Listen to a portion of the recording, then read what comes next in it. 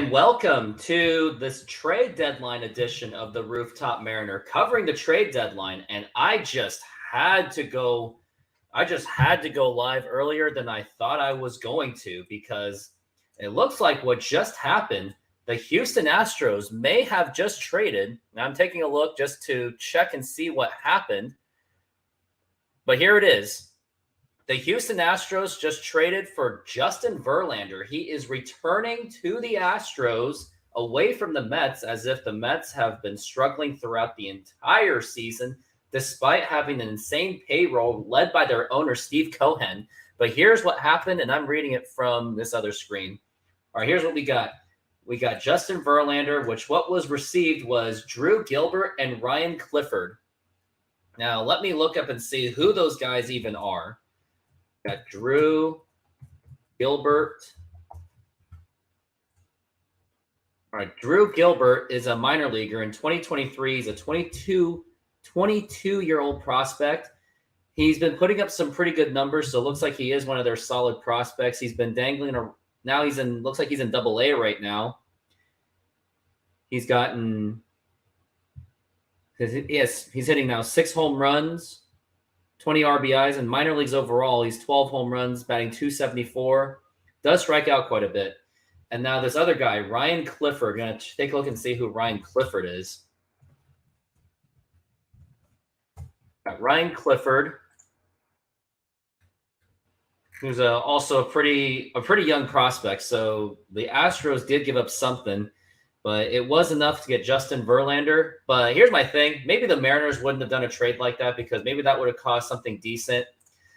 But either way, now we have seen the Texas Rangers and the Houston Astros making moves. The Houston Astros just made their pitching a whole lot better. Now they got Kendall Graveman, a solid bullpen pitcher who I still think the Mariners should have kept in 2021 and beyond.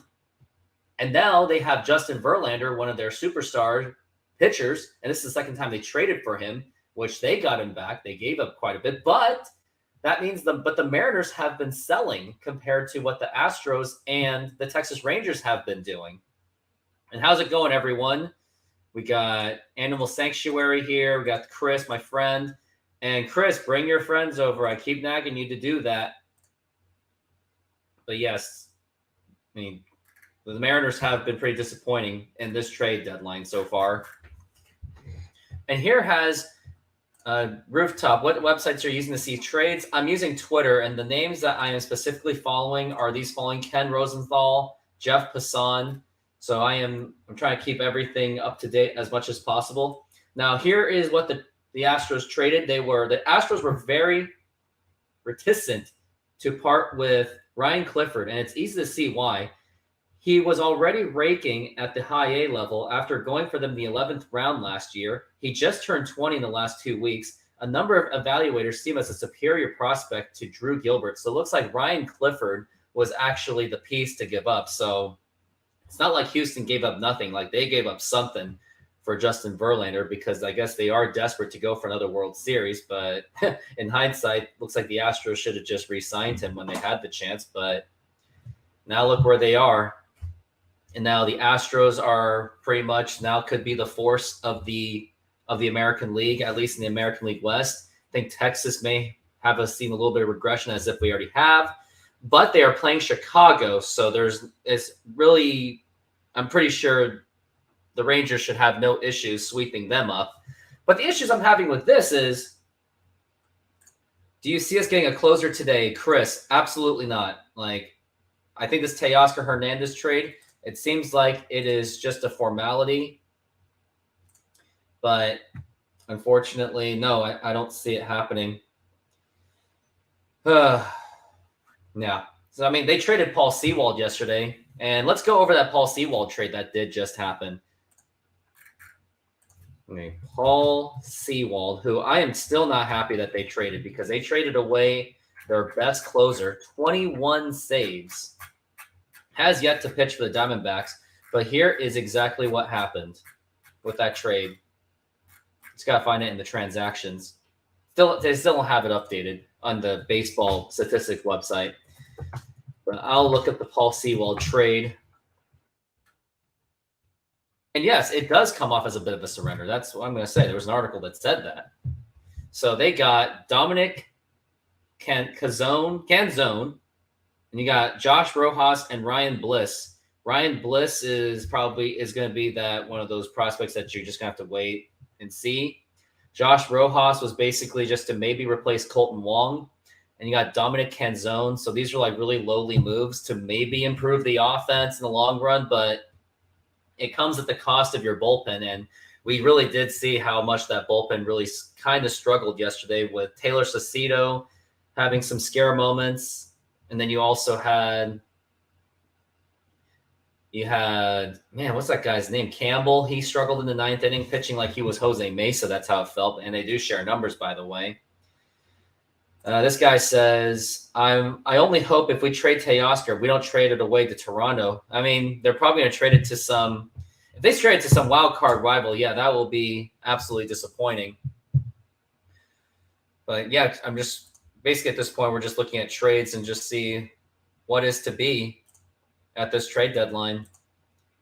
But I don't know what else is to expect. I mean, I don't really expect the Mariners to get anything out of it on this one. Oh, man. But yeah, Justin Verlander was the most recent one that we've seen. But I'm going to go over some trades that they have done recently. MLB trades. Maybe I should just share the screen at this point.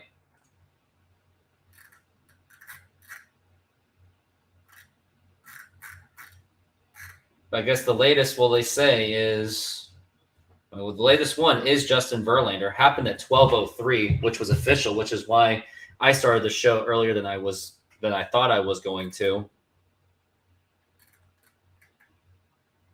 But now let's take a look at the standings as well. Well, I mean, let's just take a look at these other trades that did happen.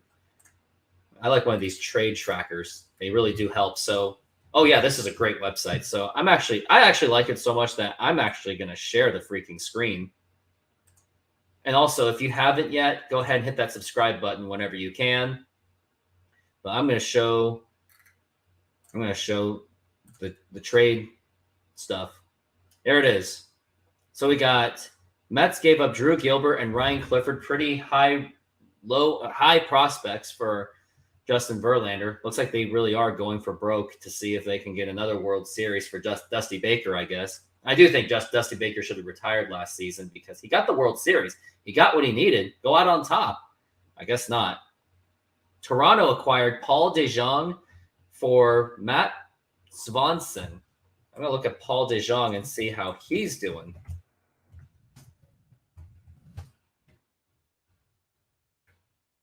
I mean, it was probably just another lowly move, but he is 13 home runs, so probably just another slight offense to give him, and they gave up a pitcher for him. Colorado got Justin, I can't even say his name. San Diego, looks like they made a hauling trade. From what I heard from Urinating Tree, it was basically giving up the farm. I mean, San Diego, they gave up the farm. Jackson Wolf, S2R, Suero, and Alfonso Rivas for Rich Hill and G-Man Choi. Looks like they're still trying to go for broke, and they're still trying to delusionally win the World Series, I guess, with that insane payroll and the fact that they're just not good at all. But those are like the only notable ones that I really care about. The Cubs, they went for a relief pitcher in some exchanges for some.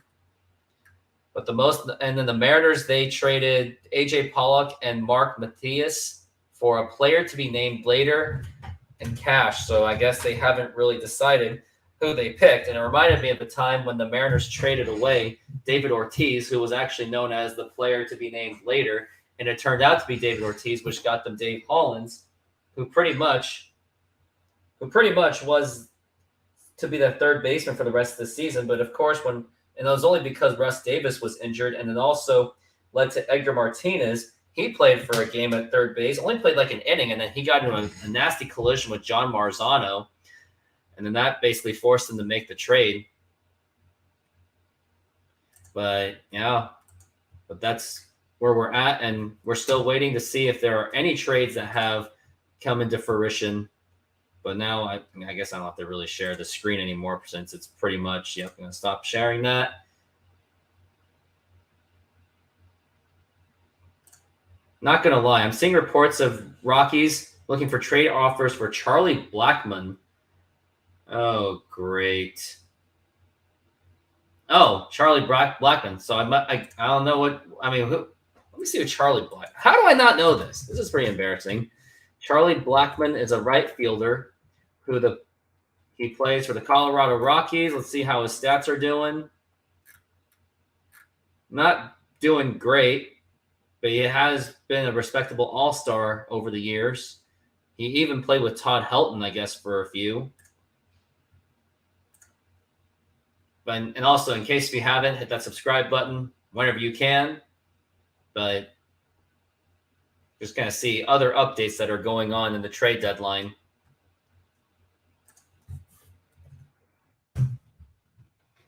Yeah, I guess it's not Twitter. It's called X. Wonder why Elon Musk would do something like that. It's kind of weird.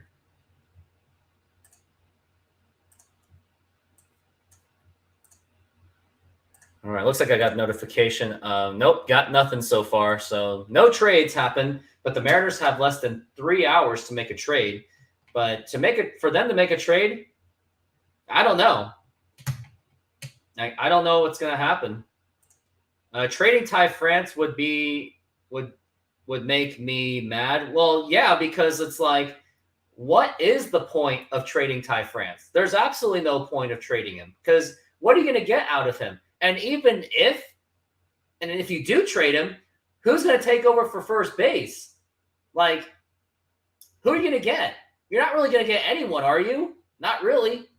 Like Mike Ford, can you have him as a first base? No. And who else is playing first base? Evan White's still injured. Who do you think the Mariners will trade for or trade away? I don't know. Like, I think standing pat at this point is probably going to be the most likely. But the favorite move right now is that Teoscar Hernandez is expected to be traded. But I don't know I just don't know. Like, if that's going to happen. They're just really shopping for value. But I think after this season, I think this really means Teoscar Hernandez is not coming back. Like, I don't see it happening one bit. Like, I just don't see it happening at all. Like, if he's already been on the trading block, he's got to feel betrayed for that. But yeah, it's really a shame that the Mariners, like, let's take a look at their schedule and see how they've been doing over the past month of July, because in July they did finish with 17 wins. Like, they really did play good baseball. Like, even second half, they were still playing extremely well. But here's where they were at. Like, in July, this was what it was going on. Like, they've been 7-3 in their past 10 games effectively. And they've gone in this past week, other than that Twins loss, they've been 5-1 since their last walk-off loss. And the loss on Saturday seemed to be an oopsie. And a lot of these losses that the Mariners have suffered, they were like very close games. Like, I'll name all the losses they had. They had a 2-0 loss against San Francisco. They lost the game against Houston by 1 run. Detroit by 1 run. They lost to Detroit by 6 runs in the next game. Then the Minnesota series was just weird. That was just very uncharacteristic timing. But other than that, they've been losing by like 1 run or 2 runs. So they were just a few runs away from actually winning. So it might be a very good differential. But I'm not, like, now with the Mariners not making any good trades at all, like especially selling off Paul Sewald, you just can't really expect them to compete at all. Against Texas Rangers, who made a move, the Angels even made a move, and then you even got the Houston Astros made the move. Like, unless we see the Mariners doing something at the 11th hour, which I don't really see happening, like, it's pretty much going to be over. And just so you know, I'm going to try to be on this show at least until 3 o'clock, or basically after the Mariners make some kind of move. But as of now, we've got nothing so far. Let's see if they got anything up there. They got nothing so far. But hey, here's something I'm going to do for you guys. I'm going to show you a video of the Mariners that I made a long time ago. It was when there was a time when the Mariners actually did go for broke to try to win the World Series, and it backfired miserably. And it became something that it was something that it really hurt them for their future. It was back in 1997 when the Seattle Mariners they traded for bullpen, but I will show you what actually went down, and I will go ahead and find it. It was under my Mariners nostalgia folder. It was one of my better videos. I don't think it was really much of a better video. Oh wait, I lied. I don't have the video because I'm going to release it later on. But let me. You know what? For you guys, I'll play it. How's that? Let's just do it. So I'm going to go to the video, talk about the 1997 Mariners when it was the time when they were trying to win a World Series, but they did it in the most costly fashion. So let's go to that. But I will temporarily make it available to you guys just for you. Just for you. But yeah, let's go to it. I'm going to find it right now. Man, I just got to go to YouTube Studio. Just got to find that video. It's going to take me some time.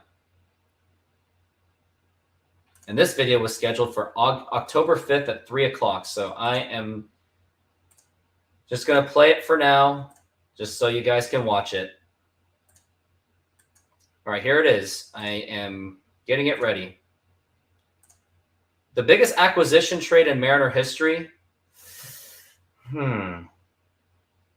Luis Castillo's up there. That was a pretty big trade they made. But anything they did in 1995 when they got Vince Coleman and Andy Benes. Wow. I'm the reason why you guys have a Julio jersey. That's nice. Tigers need Mike Trout. Yeah, good luck with that. But yeah, let's get to this video.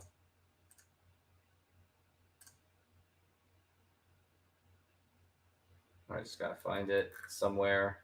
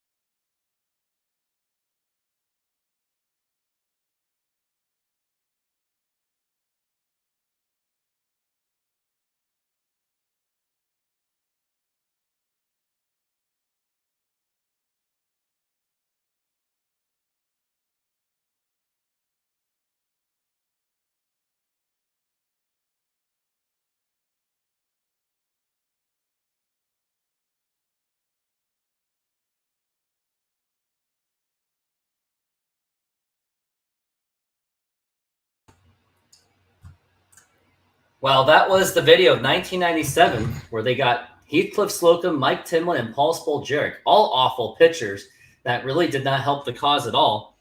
And it turned out Urinating Tree just gave me a freaking heart attack for just a moment. Oh, man, I got to tell you what exactly he did. As soon as my Twitter loads up. Okay, good. All right, finding it right now. So Urinating Tree goes, he was tweeting, I never knew the Mariners traded Gilbert too. Dang. But it didn't seem like it did happen. But that gave me a heart attack. I don't know if that's even real or anything. So I got to find out if that is actually true. So let's do some fact checking on that before we get into a little panic. But if the Mariners traded Logan Gilbert, it's like they really are selling and nuking this team. All right. Yep. No, nothing has happened yet. Haven't seen any trades out of it. And I guess there was another update on Twitter. Going to it right now. It looks like Ken Rosenthal has just tweeted something. It's just talking about the Justin Verlander trade. That's about it. Yep. Not much. Looks like the Tigers are trading Michael Lorenzen to the Phillies. Infield prospect Hao-Lu Lee is part of the proposed return heading to Detroit. And also, recently, another slight Mariners update. The Mariners are not engaged in discussions about trading Logan Gilbert with less than 3 hours to go at the deadline. So it looks like Logan Gilbert is off the block. I mean, what were you really going to get out of him anyway? You probably would have gotten like hot shot prospects and maybe someone on offense, but I don't think trading Logan Gilbert would really help this team at all. Whatever, no matter what the return would be. I have a friend called Savage DePoto. He's going, I can't even fathom what a potential Logan deal might have given. Mets returns for Justin Verlander. And yeah, maybe. And Mariners, yep, they're trying to say that they are asking for the moon. So looks like that trade is not going to happen. I would hope not. But we'll see. Looks like 2 hours to go. And nothing has happened with Teoscar Hernandez yet. So hopefully we don't see that kind of trade. And looks like I got a request from, where was it? No, it wasn't that. The commercial. Need a reminder to upgrade his cardboard house. Okay, I'll show it to you. Modern Exterior Solutions is a fully licensed and insured full-service exterior renovations company serving Seattle and East Side communities. We know that a home is one of your most important possessions. That's why we're committed to providing high-quality, affordable home renovations for each customer's individual budget. We're diverse enough to meet the challenges of any project you put in front of us. Our workmanship minimizes the use of third-party services, and our team works together to meet all your deadlines. Anytime there's a challenge, we work with you to find a solution. We're proud to work with distributors of quality brand products with durable, ample protection from the elements for a variety of applications, including James Hardie siding and trim. Talk with us today about your project's needs, and we can help you solve all the challenges along the way.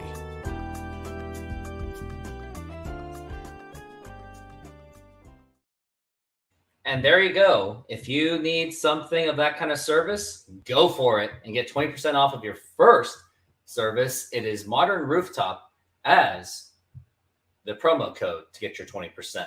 But as of now, nothing else has happened yet. The Justin Verlander trade is still the most recent trade for the Seattle, most recent trade in baseball right now. So we haven't really seen anything quite yet. But we'll see. We'll see if the Mariners do any kind of a trade, but I hope not. I would prefer not to see like another like selling trade because I don't think the Mariners can really afford to sell. I mean, think about it. The Mariners had the easiest, they have the easiest schedule of that season out of all baseball teams. And yet they're trying to sell. Like if the Mariners were tanking, like it's a great trade. No doubt about it. But the timing just wasn't there. Like I was willing to just give away some mid-level prospects to get anything out of it. Looks like CK888 says a crazy thing about 1997 is that the Mariners in between three divisions were a non-factor. It's the Angels that they had to fend off. That is true.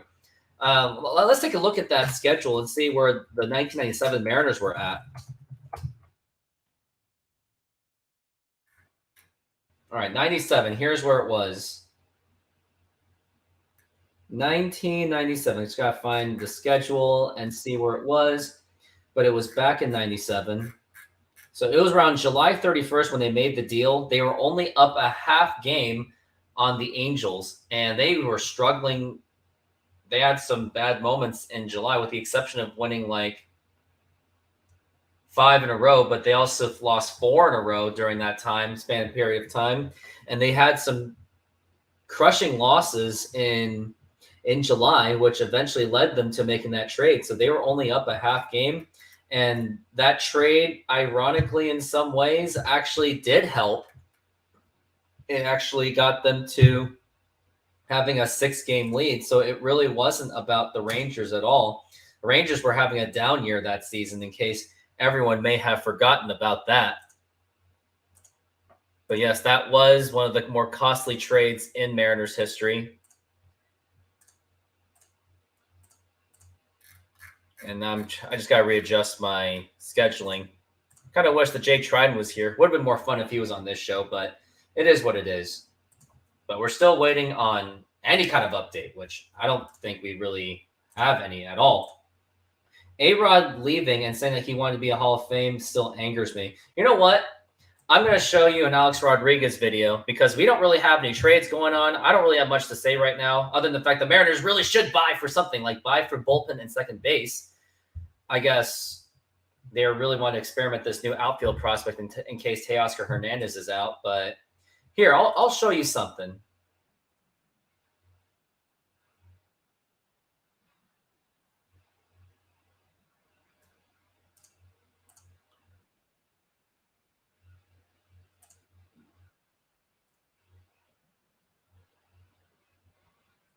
You know what? Here it is. It's going to be a 10-minute video, and I'll stop the video if I have any other trades coming on. So I'll show you this A-Rod video right now.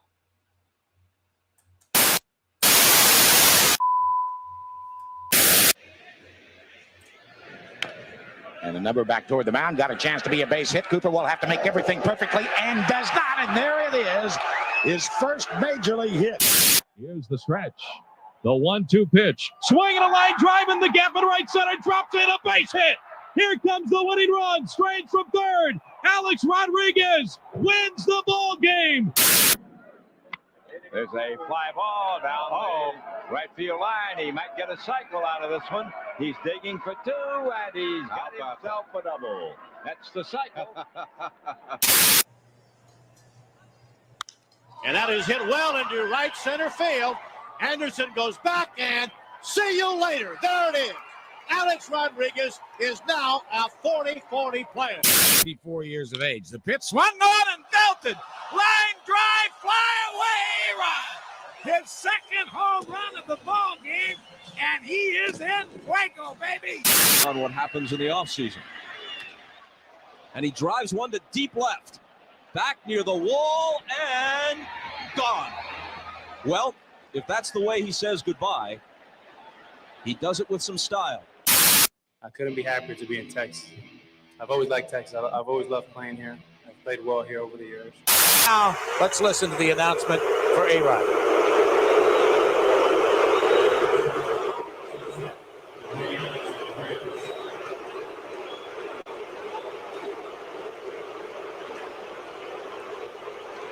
Well, Alex said he expected to be good when he stepped to the plate. He's getting his wish. From 1994 to 2000, Alex Rodriguez played for the Seattle Mariners as a shortstop. He was a part of the 1995, 1997, and 2000 playoff runs for the Seattle Mariners. 2000 was arguably where he had the most impact for the Mariners, putting up his usual MVP numbers of 41 home runs and 132 RBIs with a win above replacement of above 10, finishing second in the MVP voting. The Mariners unfortunately fell short to the New York Yankees in the American League Championship Series. Ultimately, in the following offseason, he left for the Texas Rangers for a contract worth 10 years, $252 million, making him the highest paid player in Major League history at the time. Since then, Mariner fans forgot about his contributions in Seattle and only remember him for leaving Seattle, calling him names like Payrod, a traitor, selfish, you name it. Throughout his time after Seattle, fans just wouldn't let it go and boo him every time he stepped into Seattle.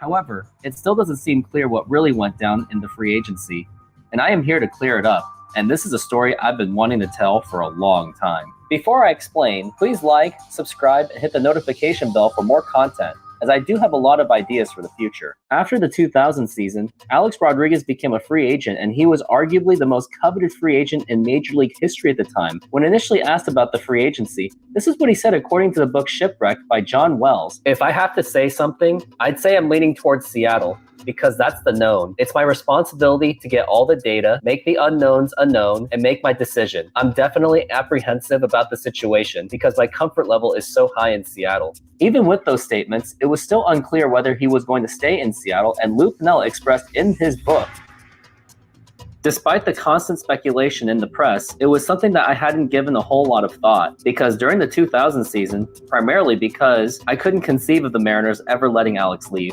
especially after having had to trade both Randy Johnson and Jr. And he is right. It would be quite a disappointment if the Mariners lost 3 of their superstars in less than 2 years, since their intentions to trade Tino Martinez after the 1995 season was to save money for all of those 3 All-Stars. Now I'm going to go over the possible reasons why Alex Rodriguez left Seattle. First will be the fans' perspective, then there will be the other fans' perspective like myself, and then Lou Piniella's perspective.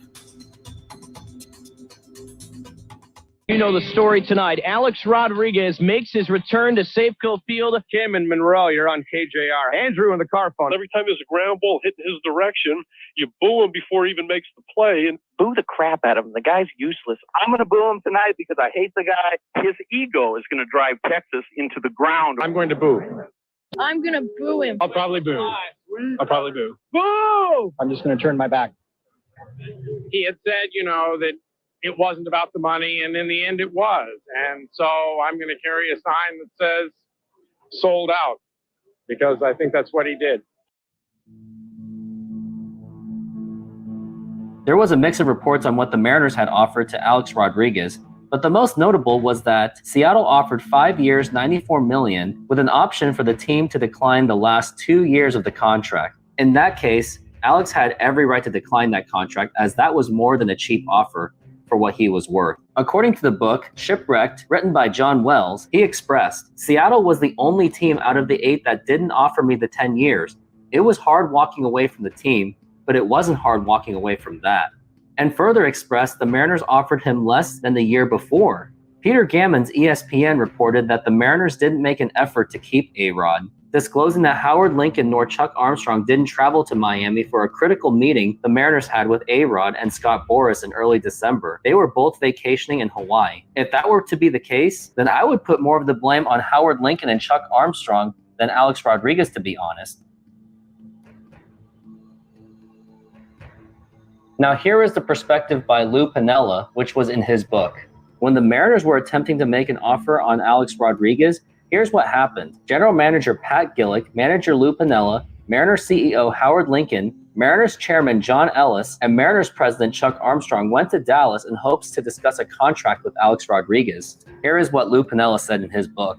"I never imagined that greatness being achieved anywhere else but in Seattle. I still felt that way when Pat, Howard, John, Chuck, and I went to the December winter meetings in Dallas and prepared to make our pitch to Alex and his agent Scott Boras. I especially hoped to talk personally to Alex. Pat and the others informed me that they were prepared to offer Alex a 6-year deal worth $120 million. I felt very comfortable with that. It was a hell of a commitment. But when Boras arrived at our suite, without Alex, I immediately felt uneasy. There was very little small talk. Boras got right to the point and wanted to know what our offer was. When Pat presented it to him, Boras said simply, 'Okay, thanks, you're not even close,' and walked out the door. That was it. Not even a counteroffer. We were astounded. We didn't know if he was bluffing or if he really meant it. And it turned out Scott Boras did actually mean it because Alex Rodriguez ended up signing a 10-year, $252 million contract with the Texas Rangers. Further in the book, Lou Piniella said this as well. I wish I could have gotten the chance to talk to Alex personally. I couldn't blame him for taking that offer. It was a business decision, and Boras didn't open the door any further for us. I did feel that if we had gotten Alex in the room, we could have convinced him to stay.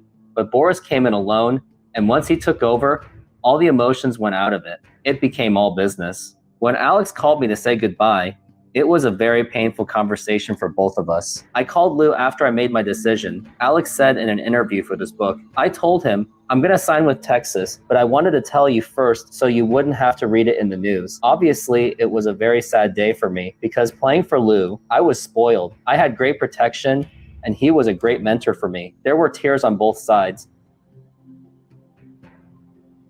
And years later, when Alex Rodriguez retired, he also expressed this about Lou Piniella.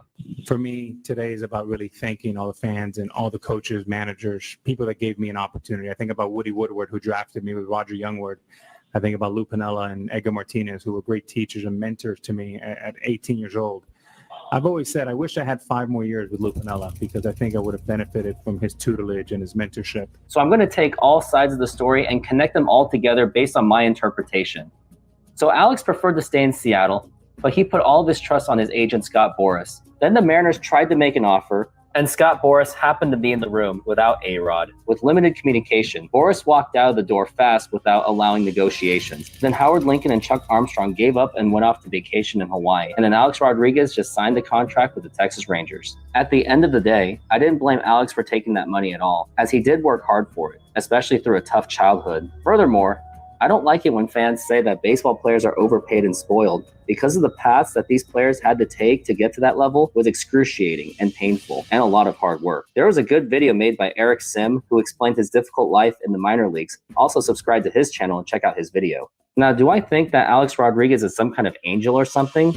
No, since he does have a self-promoting image, since he does have a picture of himself in a centaur form. And if Alex Rodriguez really did enjoy playing for Seattle, especially under Lou Piniella, then he should have been more part of the conversation with Scott Boras in that meeting with the Mariners. But this story still does deserve multiple perspective than the one Mariner fans are used to. Most of the responsibilities of the Mariners not getting A-Rod to return to the Mariners is the management for not negotiating a better deal before Texas came in with a big contract. But also Scott Boras did not help either, as he has been a tough agent to work with, and he has gotten his clients more money than expected. And this guy had something to say about Scott Boras as well. Check it out. So to start with, we come up with, when we're drafting players, we take a look at who the player agents are. And if a player has Scott Boras as an agent coming out of high school or college, we will do everything we can not to take that player because we don't want to be involved with Boras at all. End of the day, when it comes to a So yeah, that is the video on Alex Rodriguez. Just my opinions on what everyone should have thought about Alex Rodriguez. I don't think he's as big as the villain that everyone really makes him out to be. And now, ironically, everyone loves him on television right now. But still looking at trades, still nothing so far, except I got a notification from Ken Rosenthal. All it was just a trade between the Phillies and the Tigers. So I don't think that trade is really that much relevant. It goes, if you could change the outcome of one Mariners game this season, what would it be? That's interesting. Change the outcome. Man, there's just so many of them. Let me go through the games. Let me try something. 3 Mariners. Like something that really stood out.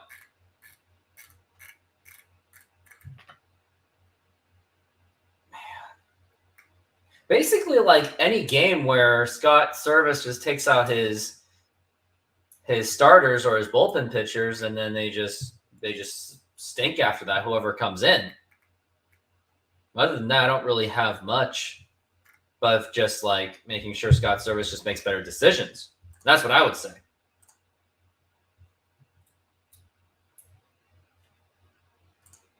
Still waiting for trades and see if anything has happened. Maybe if I hit another refresh button, see where we go from there. Looks like a deal has been made.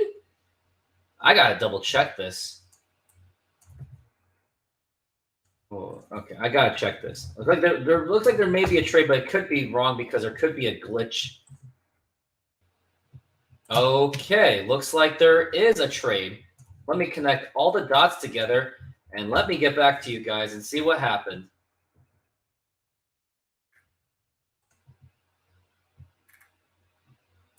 I'm pretty sure there should be some kind of update going on. It sounds like the Mariners did make a trade, but I'm just gotta confirm what has happened.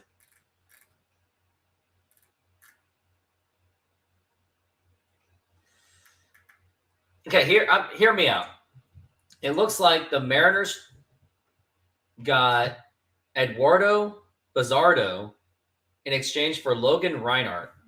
Now, let's just see if that is any way true. So we got Edward or Edward. I can't even say the name correctly, but I got some notifications. Maybe we got something. Nope, there's still nothing. But I am seeing. Okay, I really gotta find this out. Mariners trade.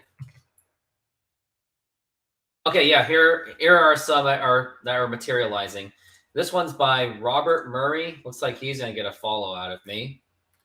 It goes, the Mariners are acquiring Eduard Bazardo from the Baltimore Orioles for Logan Reinhart. Now let's take a look at Logan Reinhart, who the Mariners just gave up. So he was a pitcher from Everett. He was mainly in the bullpen. Looks like he was drafted from the Mariners, but he was spending quite a bit of time in the minors, where he started in West Virginia. Then he was in Everett, got demoted to Everett, I guess, or vice versa. Then nothing really happened for a couple years, and then he restarted in Everett, basically spent the entire season there other than the rookie leagues at the age of 24. Poor guy. And then his season, he was sporting a 2.84 ERA, had 10 saves. So it looks like that was your closer in the Everett League. But for a guy that's 25 years old, and then who did the Mariners get in exchange? Man, it was some guy. I can't even say his name right. But they did get someone. But it's not someone to go crazy about necessarily. He was actually DFA'd. So the Mariners basically got nothing. They gave up a very little known prospect who's in the A+, and then this is who we get. Here's his major league stats. Actually, it's so minuscule. You know what? I'll share the screen just so you guys can laugh. But wow.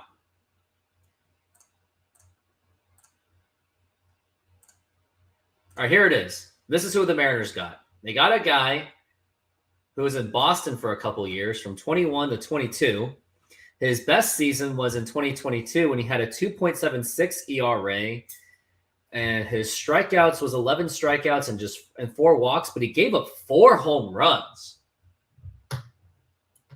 And in 23, he only pitched 3 games, had 4 earned runs, struck out a guy, but gave up 6 hits. So basically, nothing really stands out on this trade. Who would be our ideal? I would like Joe Madden. That's who I want, not Scott Service. Someone who's like a really tough guy that gets after with his players and disciplines. But Scott Service doesn't do that for his players, which is why they always lose these stupid games all the time. But yep, nothing much of update for the Mariners. Nothing to really go about. But they basically trade up unnoticeably. Upgraded their bullpen. So not really much. Like, I don't really expect them to do anything, but at this point, it's pretty much clear that I think Andres Munoz is going to be the closer for the Mariners this season. But yeah. Okay, now it looks like we got John Morosi. He is saying something. Not much. And now, in 6 minutes, we're only going to have 2 hours left at this trade deadline. So, like I said, like at this pace that it's going, I don't think the Mariners are going to make any more trades. Like, I don't see it unless maybe by 2 o'clock you can see if if the Mariners trade Teoscar Hernandez, who is the most rumored to be traded, hopefully those are just rumors and it's something that it is not true. But yeah, Logan Reinhart was in the 16th round. And I'm just going over who the Mariners gave up. In the 2023 season in A+ in Everett, he had 51 strikeouts on 12 walk ratio. So I guess he was pitching okay. He did struggle when he was in college, and he did struggle in his early days in the minor leagues, other than when he was in West Virginia, had 19 strikeouts and 9 earned and 3 walks. And it sounds like I think the Mariners maybe should have given him a shot, but maybe he was taking that long to develop. But when you're 25 and you're A+, I don't think it's really much to look up to, or maybe anything to like really look forward to at all. So I guess there's not really much to really look forward to. What is going on with Devin Sweet? Yeah, let me look up Devin Sweet and see what happened. Devin Sweet.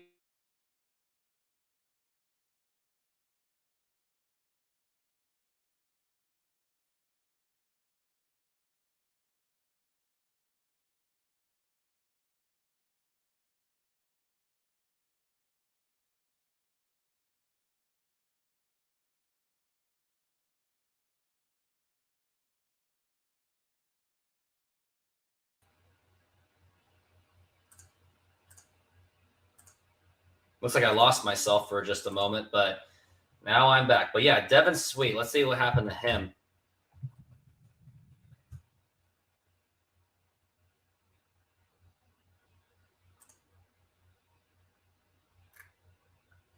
Devin Sweet only pitched like 1 game, 1 inning. Gave up 2 earned runs. That was his first game. Let's see what happened to him. I guess he's still technically on the team. It looks like nothing else has really happened, but it looks like he is still on the team. And maybe if the Mariners don't really make a legitimate move, maybe this is where you do bring up like Prelander Baroa, but the problem is he doesn't really have much developed pitches at all. So I wouldn't really put my money on that kid at all. But man, Devin Sweet he did not have a good first game at all. But now we're getting close to the 2 hours, and at 1 o'clock, I'm going to show the Modern Exterior Solutions commercial. But it looks like there was some kind of perspective on the Paul Sewald trade. I turn on the Jeff Passan show where G-Man says, I don't think the Yankees know it's a trade deadline today. I guess not. Rooftop, my good podcaster. How are you? I am doing all right. Just recovering from the trade of Paul Sewald. Besides Ohtani, name 3 other players that you would bring to the Mariners. Depends who's on the free agent market, to be honest. So I guess we have to look up who the free agent market is going to be. Free agent 2024 for Major League Baseball. I'm looking at it right now. Some notable players: Shohei Ohtani, Clayton Kershaw, Hyunjin Ryu. He's a free agent? I feel like he had a big contract. Wow. He had a contract since 2020 with the Toronto Blue Jays, but Hyunjin Ryu, Jock Peterson, Cody Bellinger, a very old Evan Longoria, Shohei Ohtani, AJ Pollock. You're not going to get him back, are you? Teoscar Hernandez is a free agent. Maybe for pitching depth, if Hyunjin Ryu is willing to be in the bullpen, maybe do that. Maybe bring in a Clayton Kershaw. So maybe bring in those kind of guys, because Mariners really do need pitching other than their offense. Your shows live are the best part of my day. Wow, I'm so flattered. And yes, Astros are trading for past Astros. Yeah, they should have just re-signed them and called it a day, shouldn't they? But right now I'm going to show Jeff Passan on the Seattle Sports Radio to give some perspective on that Paul Sewald trade. down Yeah, to we business. better get to it. What did we make of what the Mariners did yesterday? Did they do well in their Paul Sewald trade? Yeah, I like the trade. And I think it's going to be one of those that we know if it was good sooner than most. I don't like the trade. You know, a lot of times when you're a team that's selling, you're doing so for prospects. In this case, Dominic Canzone is a big leaguer.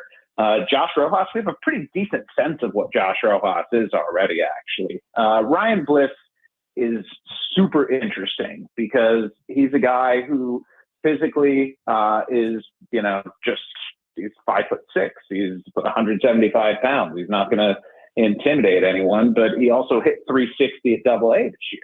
And so there's some performance there that's really tantalizing.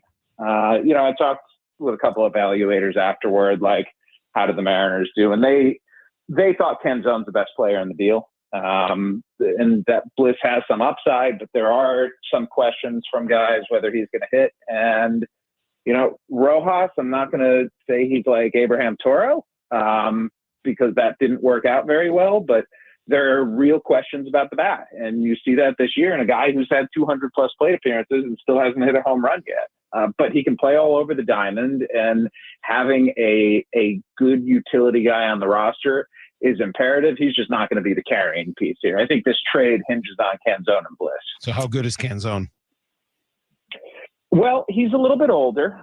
He's 25, but, you know, I think he was hitting like 340 and slugging over 600 in AAA this year, and just never was able to get at bats in Arizona because they have a pretty good outfield and a lot of depth there. And this trade for the Diamondbacks was a deal that made sense for them. I think they didn't see Rojas as an everyday guy anymore, and not sure if he ever was.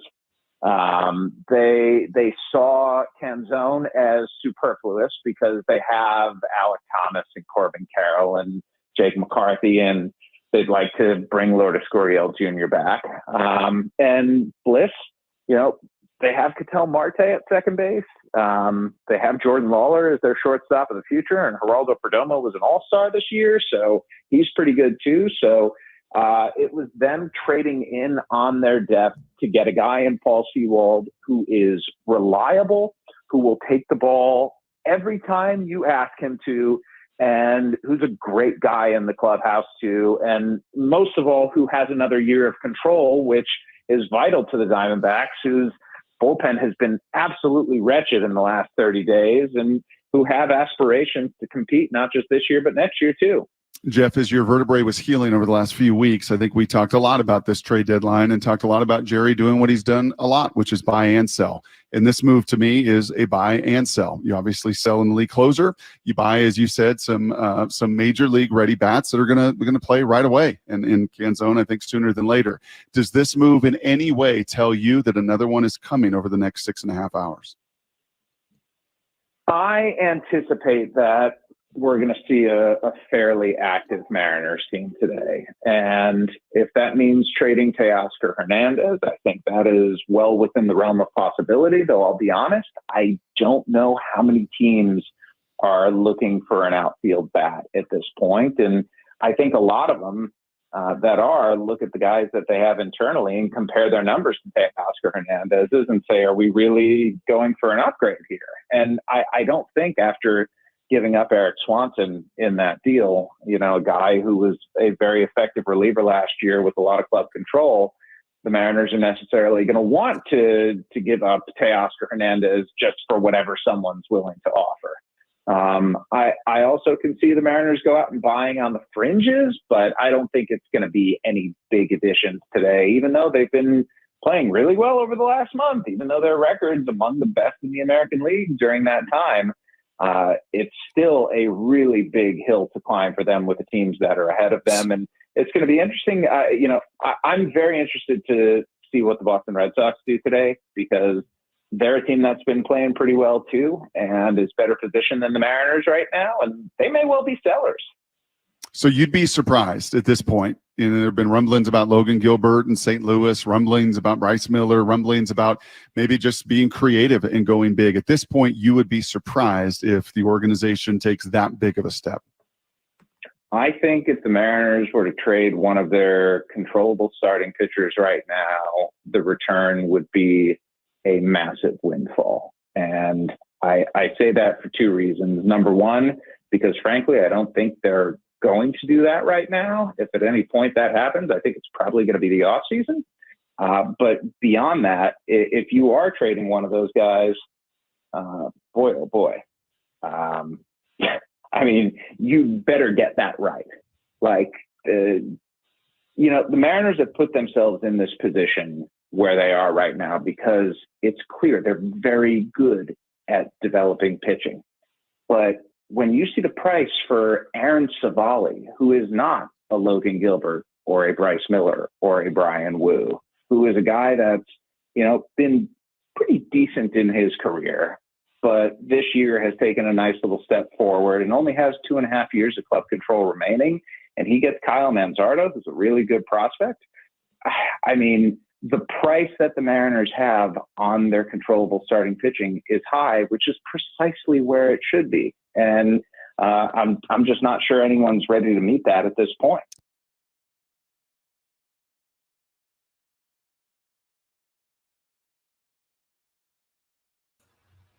And there you have it by Jeff Passan. He thinks that it was maybe a decent trade, but I just think the trade just wasn't necessary. Like I said, if the Mariners were in a losing situation, like if they were like tanking for the rest of the season, then yeah, sure, take that trade while you can, since Paul Sewald isn't going to be on the team, may not be on the team much longer. But let me look at Paul Sewald and look at his contract. Going to Paul Sewald. He has, I guess, another year of club control. Man, he's 33. I didn't realize how old this guy really is. Wow, didn't realize what an old man he is. But it looks like he was going to be a free agent by as early as 2025. So I do think that you could have given it one more year. But, I mean, the value was great, but I just didn't think for a win-now situation, which I do think the Mariners should be at. I still just didn't find the trade necessary at all. Like, I would have rather just – it's just one player. Like, I know maybe it got you a few players, but I would rather see the Mariners try to get to the World Series. And I know that sounds extremely delusional, but this team is as good. It's not as bad as people are making it to be. Yeah, the Graveman trade, the Astros didn't really give up anything at all in that deadline. They gave up almost nothing. They gave up a failed catching prospect for him. But yeah, Sweet, I guess he is still on the team. Let me check the Mariners roster and see where it's at. Because we haven't really seen Sweet at all. But yeah, Sweet is technically still on the team. Here's our bullpen right now. You got Andres Munoz, Matt Brash, Justin Topa, Taylor Saucedo, Gabe Spire, Isaiah Campbell, and Devin Sweet. Munoz, he's very just inconsistent. Brash, he has upside, but he just gets into weird situations. Topa, not really a big fan of his. Taylor Saucedo, not really much either.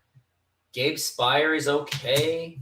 I mean, the bullpen, I know I say it's atrocious. Like, they're just not playoff material guys that I would trust to take to the World Series. And in first base, your depth, that if you got rid of Ty France, you're going to be left with Mike Ford and Dylan Moore, who's on a day-to-day. Then you got second base and Jose Caballero, Colton Wong, and Dylan Moore. Those are kind of big holes too. And let me just share it. I'll give you Montero for Munoz. I will heavily pass. Sorry, G-Man. But here's the depth chart. Let's just take a look at that. So your starters are Luis Castillo, George Kirby, Logan Gilbert, Bryce Miller, and Brian Wu. Those are your 5 starters. Pretty solid starters. All of them are righties, by the way. The bullpen, I already went through that. Catcher, it's a pretty good depth, except defensive-wise, not so much. But offensive-wise, they're pretty decent. But like I said, first base, if you get rid of Ty France, who's going to take over that spot? Like, seriously, like, who's going to take that? Then you got Mike Ford. Doesn't really play defense at all. I'm a little bit older than him, by the way. Dylan Moore, he's kind of injured right now. Second base, Caballero, Colton Wong, Dylan Moore, you definitely need an upgrade on that. And looks like whatever the Mariners got, maybe someone will step up into that one. Shortstop and J.P. Crawford.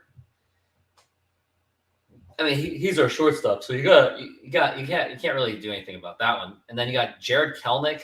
He's injured. That's your left fielder. Cade Marlowe. He at least works the count. Taylor Trammell hasn't really played that much at all. Then you got Julio Rodriguez at center field, of course. Teoscar Hernandez. And let's say if you do trade Teoscar Hernandez, who are you going to be left with? You got Julio Rodriguez, and then you got Cade Marlowe, and then Taylor Trammell. That's not an outfield that I would be. That's an outfield I would totally lose sleep over. So that's why I'm not really into trading Teoscar Hernandez. And on the flip side, Jeff Passan did say that in the market, there's not really much for Teoscar Hernandez to get. Then you got Mike Ford, Teoscar, and Cal Raleigh as your DHs. But yeah, G-Man, give me Kendall Graveman for Colton Wong. How's that? Let's do that deal, shall we? But yeah, that's what we got. Now let's take a look. And also, by the way, it's top of the hour, so I got to play the Modern Exterior Solutions commercial. Modern Exterior Solutions is a fully licensed and insured full-service exterior renovations company serving Seattle and East Side communities. We know that a home is one of your most important possessions. That's why we're committed to providing high-quality, affordable home renovations for each customer's individual budget. We're diverse enough to meet the challenges of any project you put in front of us.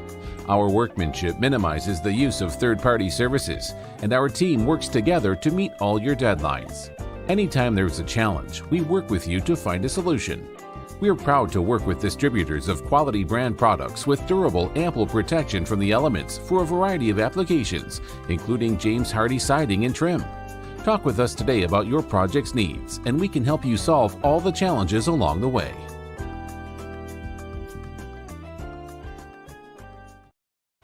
Once again, you know where to go.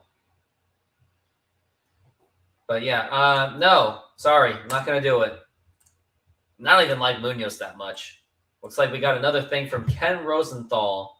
Brewers get reliever Andrew Chafin from the Arizona Diamondbacks. That's it. Not really much of a deal there. Let me see what John Morosi's got. It was Joey Bart has been mentioned in Giants trade talk. Number 2 overall pick in the 2018 draft could be moved within the next 2 hours. I guess he didn't really do much. No, give me Yordan Alvarez. How's that? Give me Yordan Alvarez, Kendall Graveman, and Justin Verlander for Logan Gilbert, and we have a deal. But other than that, nothing really appeals to me at all.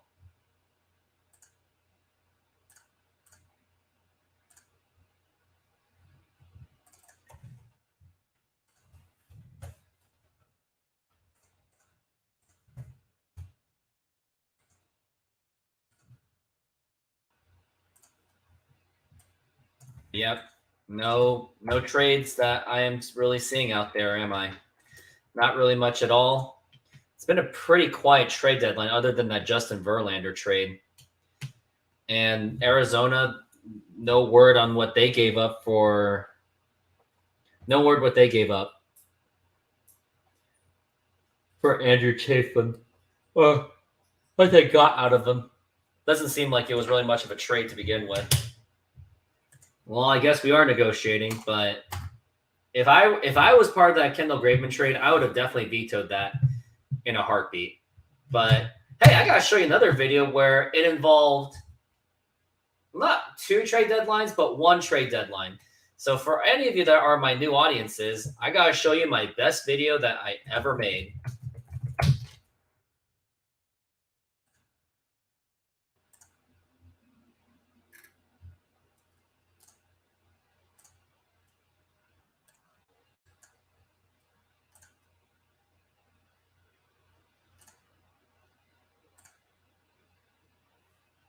Honus Wagner?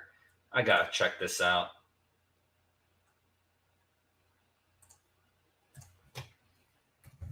Honus Wagner.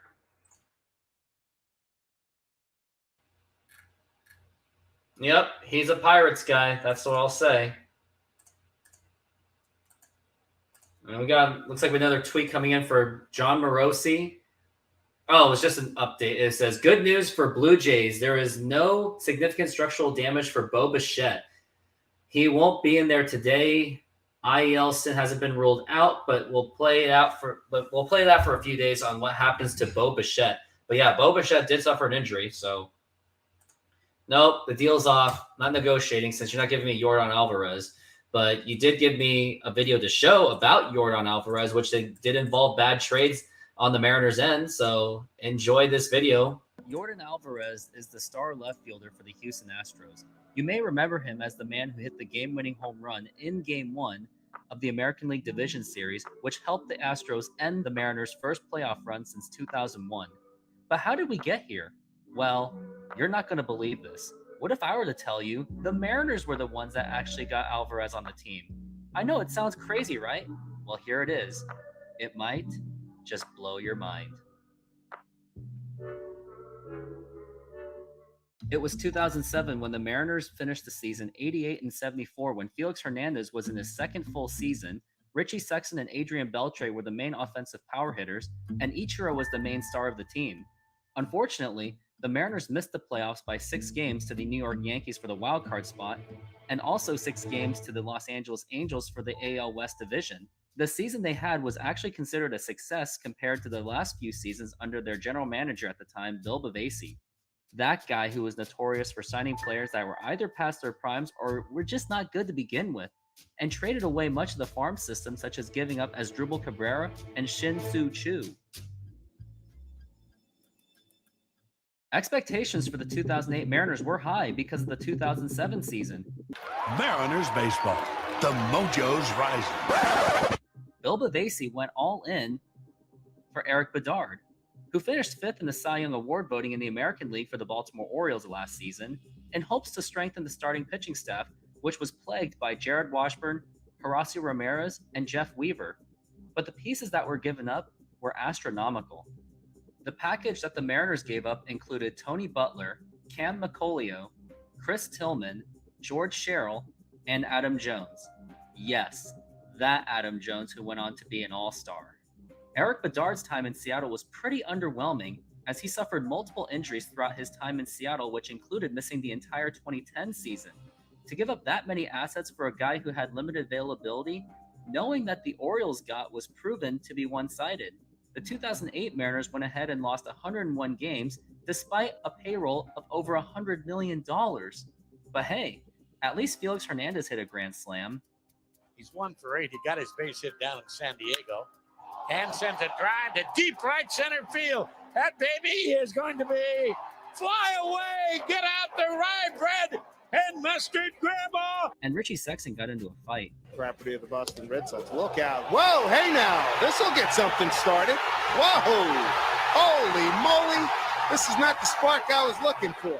As for the Orioles, Adam Jones became one of the centerpieces as a 5-time All-Star. George Sherrill was an All-Star in 2008, and even Chris Tillman became an All-Star later in his career.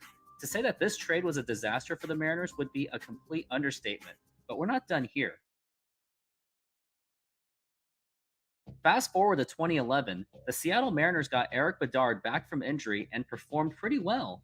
With decent starting pitching of prime Felix Hernandez, rising star at the time Michael Pineda, solid pitchers of Doug Fister and Jason Vargas, the Mariners found themselves just 2.5 games back from the division. But a terrible 17-game losing streak doomed their season, and the Mariners would go on a fire sale at the trade deadline. On July 31st, the Mariners under general manager Jack Zarenzik traded away Eric Bedard and prospect Josh Fields in a 3-team trade. Here was the package. The Mariners got in return Trayvon Robinson from the Dodgers. The Red Sox got Eric Bedard and Josh Fields from the Mariners. Now pay attention to that guy, Josh Fields, for later in this video. And here was the package that the Dodgers got from the Red Sox. The only memorable player the Mariners got was Trayvon Robinson, who made a great catch against the Angels following the trade, but was out of the major leagues after the 2012 season. Eric Bedard would go on to pitch until 2014 as a journeyman. Now back to Josh Fields. Now why does he matter? Josh Fields was picked up by the Houston Astros when they were in the National League in the 2012 Rule 5 draft from the Boston Red Sox. Now, if you're wondering what the Rule 5 draft is, check out this video from Out of Here Baseball and the details will be given. Josh Fields would become a regular pitcher in the bullpen during the rebuilding years of the Houston Astros, which did include a 2015 playoff appearance. His time there was up and down, with decent numbers to say the least. In the 2016 trade deadline, the Astros traded Josh Fields to the Dodgers, who were looking to add depth to their bullpen for this prospect. Now, I want you to take a guess. I want you to just take a guess on who this prospect is. Yordan Alvarez. Josh Fields went on to pitch a couple more seasons for the Dodgers. Alvarez blossomed into a star, including his 2019 season, where he hit 27 home runs, 78 RBIs with a .412 on-base percentage in just 87 games. He is now an all-star for the Astros and became the Mariners killer of the 2022 American League Division Series, and that the Mariners have to deal with him in the American League West. And yes, I get it. Mariner fans hate Yordan Alvarez because of his performance against the Mariners, but don't get upset at him for beating the Mariners. And maybe don't even get upset at Scott Service for putting in Robbie Ray against Yordan Alvarez. Maybe you should be upset at the Mariners for their past incompetent general managers for setting up the Mariners for eventual failure in the playoffs because of these awful trades.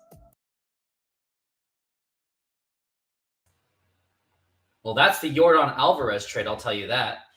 And, man, let me see if any trades have happened. Nothing has happened since.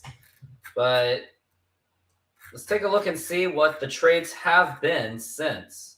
It looks like, all right, here it is.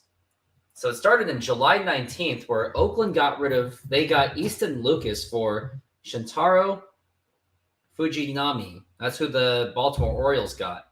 Let me see how Shintaro Fujinami was. And I'm just going to go through all these trades because nothing's really happening right now. So let's just kill time by evaluating all the... Whoa, look at that. Shintaro Fujinami played mostly in Japan, was awful in Oakland. I mean, when you have a bad Oakland team, like, what do you really expect? He hasn't really done much for Baltimore. But let me see. Who did the Mariners even... Or not the Mariners. Baltimore gave up Easton Lucas. Easton Lucas. How is this guy? He's a AAA prospect. Yeah, not much was really... That was like a what do you do kind of trade. Wow, that was useless. Atlanta got Pierce Johnson, while Colorado got Victor and Tanner Gordon. Atlanta got Taylor Hearn for cash consideration, so it looks like Atlanta was making some of those small moves. San Diego for cash considerations, while Miami got Jose Castillo, left-handed, so bullpen. Boston got a couple pitchers. And then the Mariners got Trent Thornton, who hasn't really played at all. Oh, I didn't know that Cleveland got Noah Syndergaard for Ahmed Rosario. So, see how Ahmed Rosario is doing. He's not really doing much at all. So he went to the Dodgers. And how did Noah Syndergaard do? Syndergaard is now 30 years old. He was terrible with the Dodgers. Had one good start in Cleveland. I do think that maybe he could have. Mariners could have gotten Noah Syndergaard. I would have not been opposed to it. Wow. I had no idea Wow. I was like, oh, this was the big trade. So the Angels got Lucas Giolito. Let's see how Lucas Giolito is. He was 6-6 with a 3.79. He's a starter. Pretty underwhelming numbers, to be honest with you. And here was Reynaldo Lopez. Also not really much. So Angels didn't really give up, or they gave up quite a bit. Now, Who did Chicago get out of that trade? It was Kai Bush. Kai Bush wasn't really much of a prospect, I guess. He's hanging around in Double A right now. Doesn't really do much. Edgar Cuero.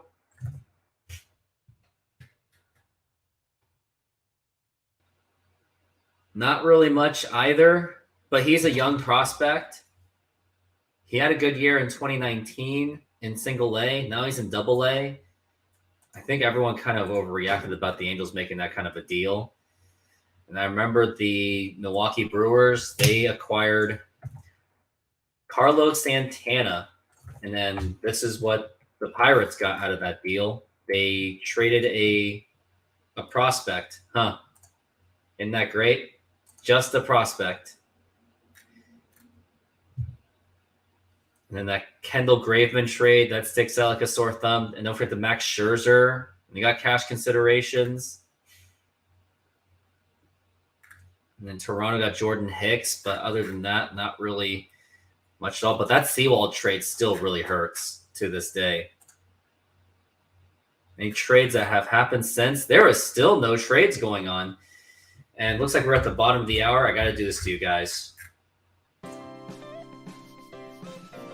Modern Exterior Solutions is a fully licensed and insured full-service exterior renovations company serving Seattle and East Side communities. We know that a home is one of your most important possessions. That's why we're committed to providing high-quality, affordable home renovations for each customer's individual budget. We're diverse enough to meet the challenges of any project you put in front of us. Our workmanship minimizes the use of third-party services, and our team works together to meet all your deadlines. Anytime there's a challenge, we work with you to find a solution. We're proud to work with distributors of quality brand products with durable, ample protection from the elements for a variety of applications, including James Hardie siding and trim. Talk with us today about your project's needs, and we can help you solve all the challenges along the way.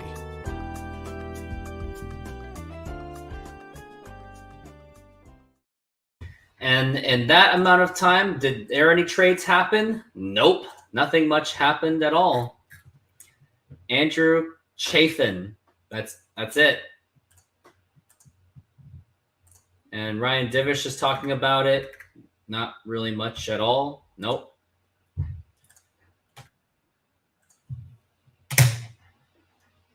Great. Not much at all. I'm just glad it wasn't a Mariners Mojo video. Oh, God. The Mariners Mojo. Yep, they are sure. They're sure something. I refuse to show any of their videos because I don't want to grow them at all, since I don't really have a relationship with them anyway. But it looks like we're at 90 minutes left, as long as the Lion King movie, until this trade deadline is up. We still haven't gotten any, and they were saying that the Teoscar Hernandez trade, it says increasingly likely, but not really, doesn't seem like it's happening at the moment. It looks like Seattle Sports Radio has an article on it. I guess I'll just read it out loud. So it goes, another Mariners trade has been reported, this time with the Baltimore Orioles. No, Logan Gilbert has not been traded to Baltimore, as MLB.com speculated a recent prediction that Logan Gilbert was reported he's not being shopped, but instead of a different Logan Reinhart is going to Baltimore for Edard Bazardo. Bazardo was recently designated for assignment by Baltimore. It was like, why did you even trade anyway? Bazardo is 27, right-handed pitcher who stands 6 feet tall, 190 pounds.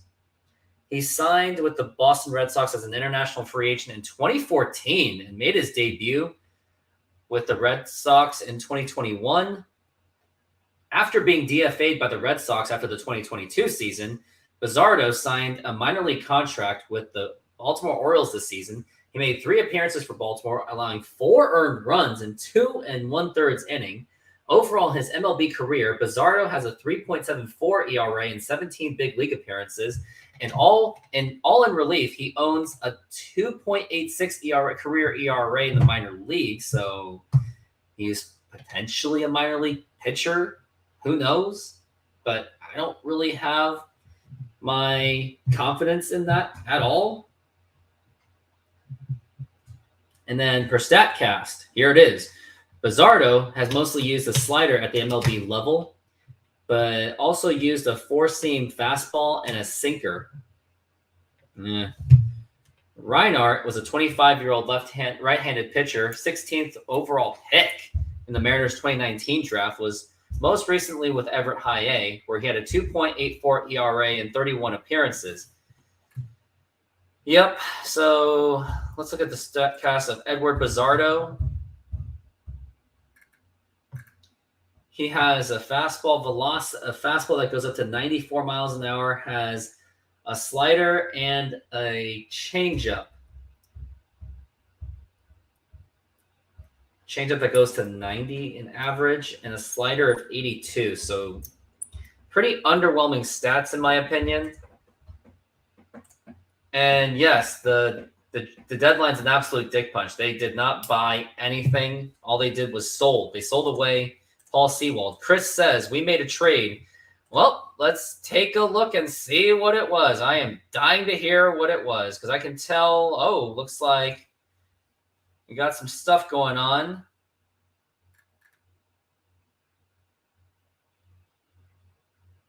Chris, you got me excited for nothing. So nothing has happened. Yeah, the trade with the Orioles. That's the trade I was already talking about, Chris. Chris! Get your friends over here, too, while you can. But, yep, that's the trade. I guess that could be the trade for the rest of the day.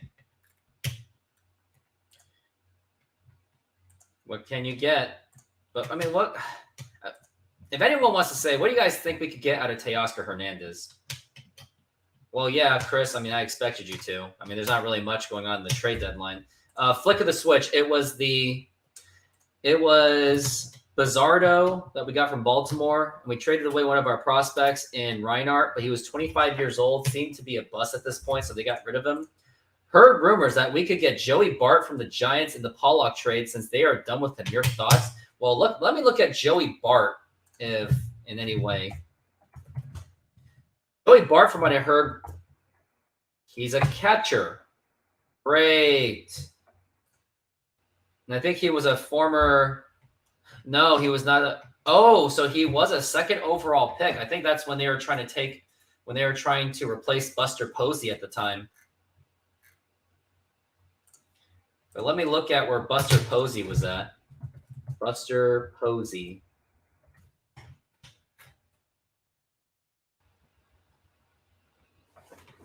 Buster Posey left after the 2021 season, so I guess they were trying to get a backup for him. But this guy, Joey Bart, he's 26 years old.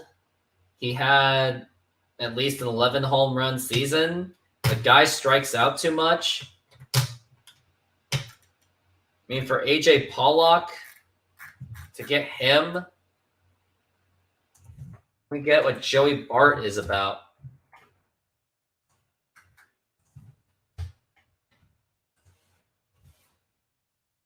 Let's look up Joey Bart.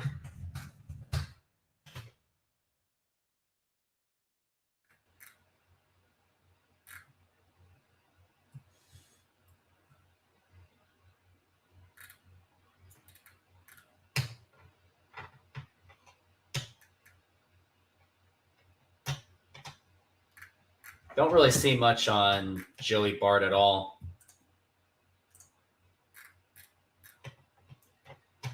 $11 home runs in the last season. He hasn't really done much. But when he was playing in the minors, he was still a high strikeout guy. What's with the Mariners going for these high strikeout guys?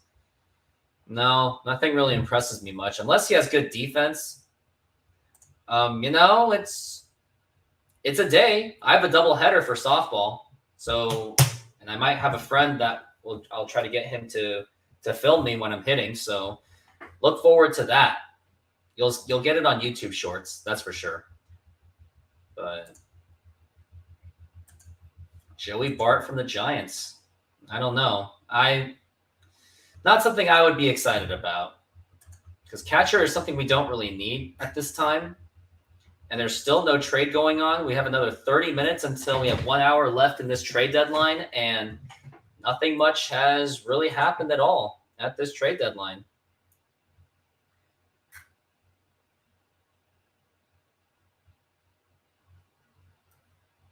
So no, I guess I hope it's not Joey Bart. It says Steve Dayton. And Steve Dayton, if you have not hit that subscribe button, go ahead and do that. You pitched 2 right in your softball games. I guess so. Rooftop home run today in softball. Steve says, no way in hell do they get Bart for Pollock. But then again, I think they didn't get a half-eaten bag of chips for him either. There is statement. There is a truth to that. But speak of, I guess I might as well show some of my softball highlights at this point.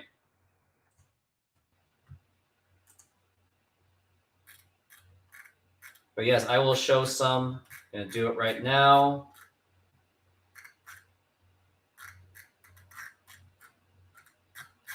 Man, I have quite a bit of highlights when I play. All right, here are some, and I'm about to show it to you right now. I'll show you all of my softball highlights while we're waiting on a trade that is to happen.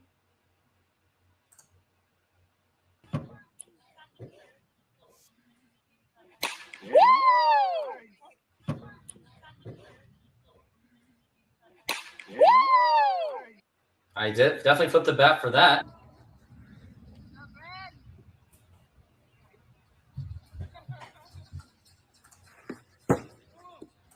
Yeah, I pitch. Scott. Here's me playing softball. Nice. Oh, yeah.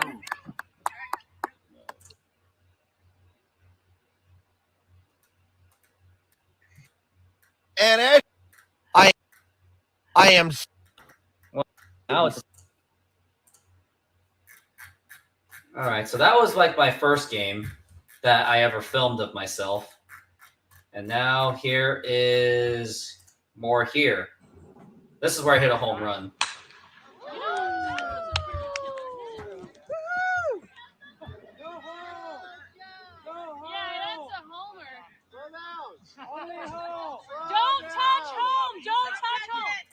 Yeah, I did not touch home, because if I touched home, I would have been out.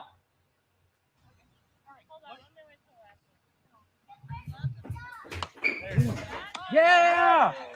That was me making a catch.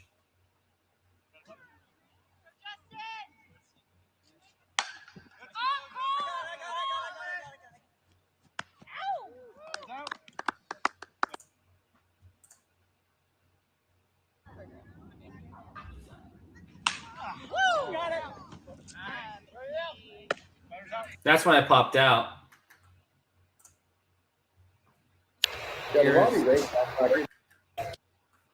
That was weird.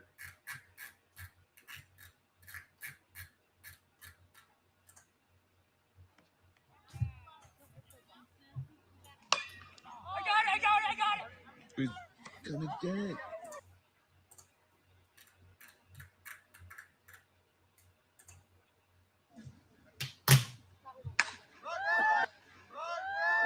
I did a bat flip on a single, huh?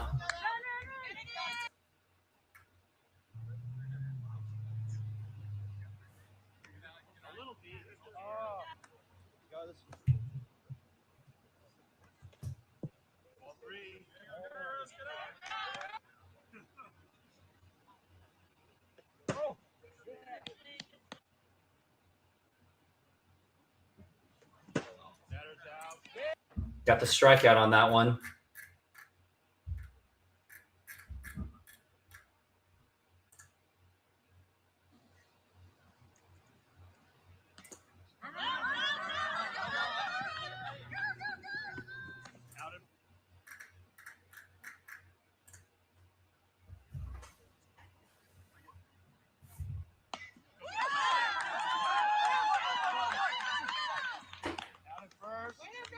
Barely got that out.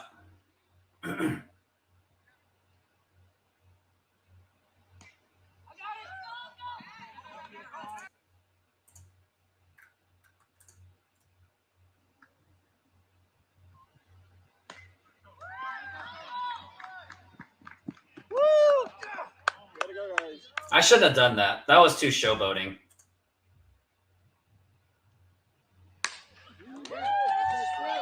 Base hit. What else do you expect?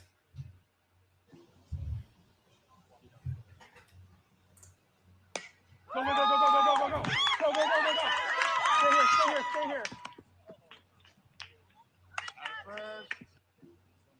Yeah, what was that? That was kind of cringe, wasn't it? So those are my entire softball highlights so far. I know you heard about the Verlander trade. Well, Astros actually gave up quite a bit of prospects for him, but I guess they were that desperate to try to win a World Series again. I think Houston's going to run him back.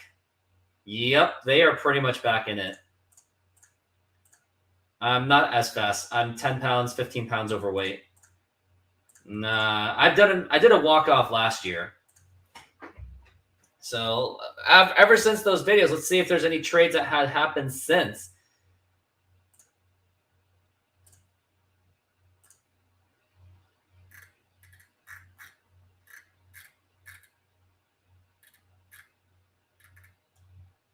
There's not much.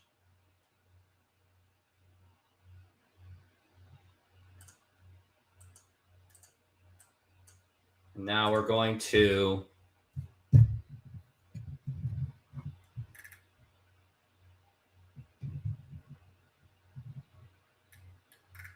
still nothing. Okay, you need to work on your vertical jump. Yeah, you're not wrong, I guess. There's a lot of things I have to work on in softball. There's absolutely no doubt about that.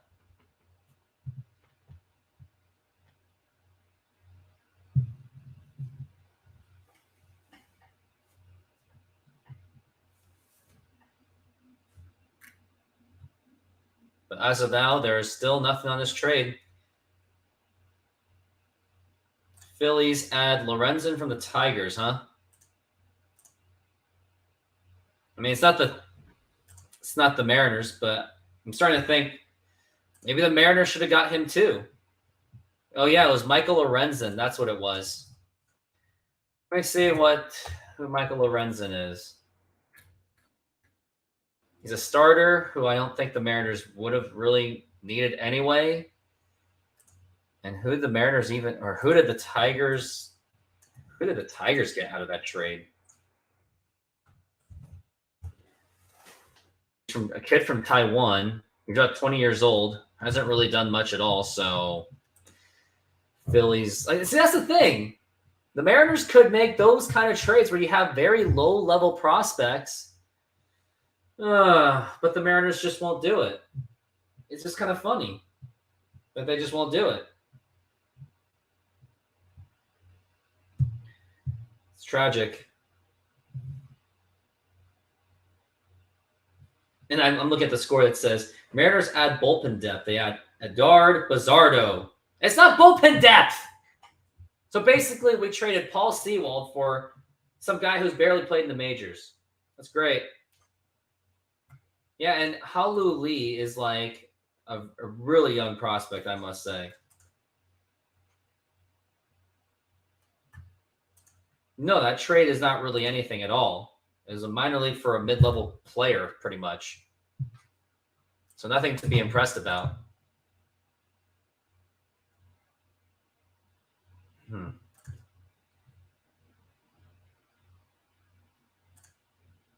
Halu Lee. It's not funny. It's a friggin' joke, and not the funny kind. Yeah, well, Mariners are the joke right now because they're still not making a trade. But it looks like as if Teoscar Hernandez, that trade may not happen at this point. So I guess it's just not going to happen. But I will be interested to see how this kid does. What's his name? Who the Mariners got out of the Paul Sewald trade. The one that was the big ticket of that deal. It was on July 31st of just yesterday. Dominic Canzone is the guy. Let me see how Dominic Canzone is doing. Dominic Canzone, who just made his Major League debut this season. What was his drafting? He was in the 8th round in the 2019 draft. He's up there in age of 25. But last year in the minors, he did bat .354 in 71 games. Or this year in the minors, 16 home runs, 71 RBIs, had a strikeout walk ratio of pretty much 1. So that may have been. Yeah, Canzone is the one. France, Wu, and Teo for Pete Alonso. No, you're not going to do that. That's just not going to happen. I just don't see that happening at all.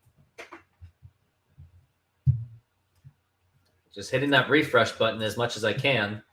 But there's not really much going on in the deals. Milwaukee is still the last team to make a deal.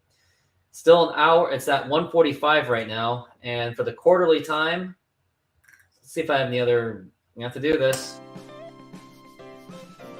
Modern Exterior Solutions is a fully licensed and insured full-service exterior renovations company serving Seattle and East Side communities.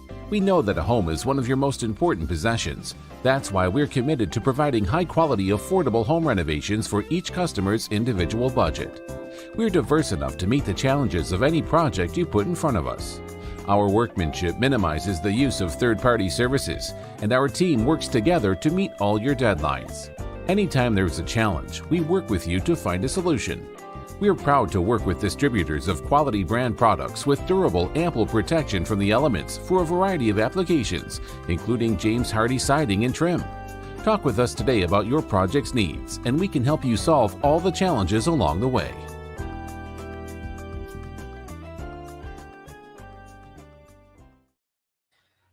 So there it is, that commercial. Christian Walker, well, he's 32 years old, kind of up there in age, and let me look at his contract. If it's just a rental, it's probably not worth it. Wow, still club control. Still would have been a free agent as early as 2025, so you still could have had him, I guess. Modern Exterior Solutions is a business my friend does. He does siding and he does painting, just advertising, trying to help his business. Rojas, let me see what Rojas's stats are. Josh Rojas, since 2019, he had a better year in 2021, where he had an on-base percentage of .341, but he did strike out a lot, and this guy does still strike out a lot. So, I mean, he's better than Colton Wong, I guess, but it's not really saying much at all. But he had 23 stolen bases last year.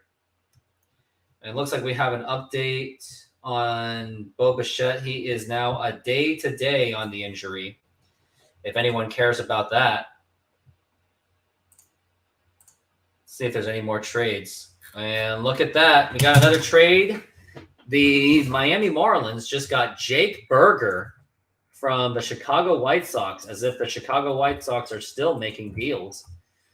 Let's take a look and see who they got.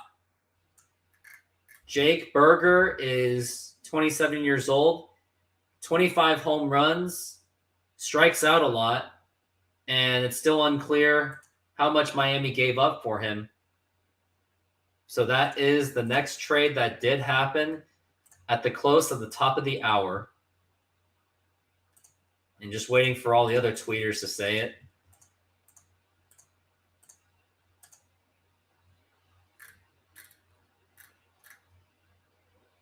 But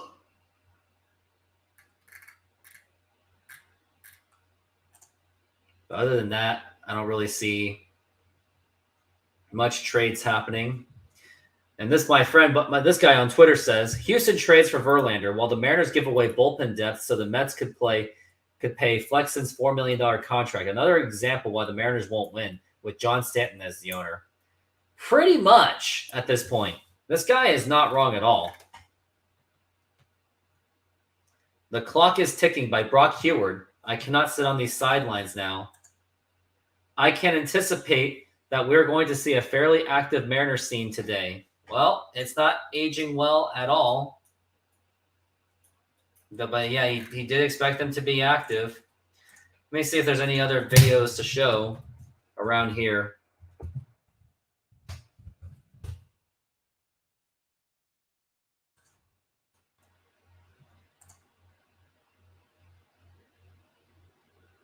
I guess there's an initial Paul Sewald trade reaction, so I guess I gotta show this one.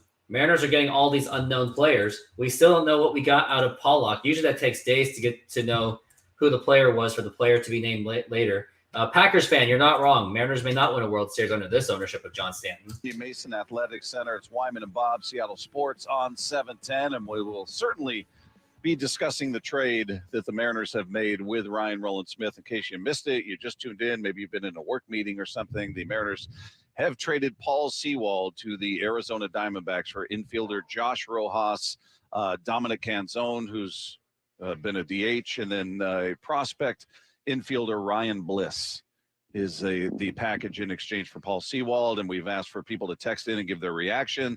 The question is this now a better version of the Mariners after this trade? Do you feel like their chances are even better to catch somebody in the West, to catch, grab that last wild card spot, what have you? 866-979-3776, powered by Mac and Jack's Brewing Company. And I can tell you, to this point, Dave, it is wildly unpopular, this trade. I have not seen many that have come out and said, hey, guys, I love it. This is going to be great. Now, it still can be. You allow for the idea that maybe these two guys were viewed as underutilized out there because neither have played a full season.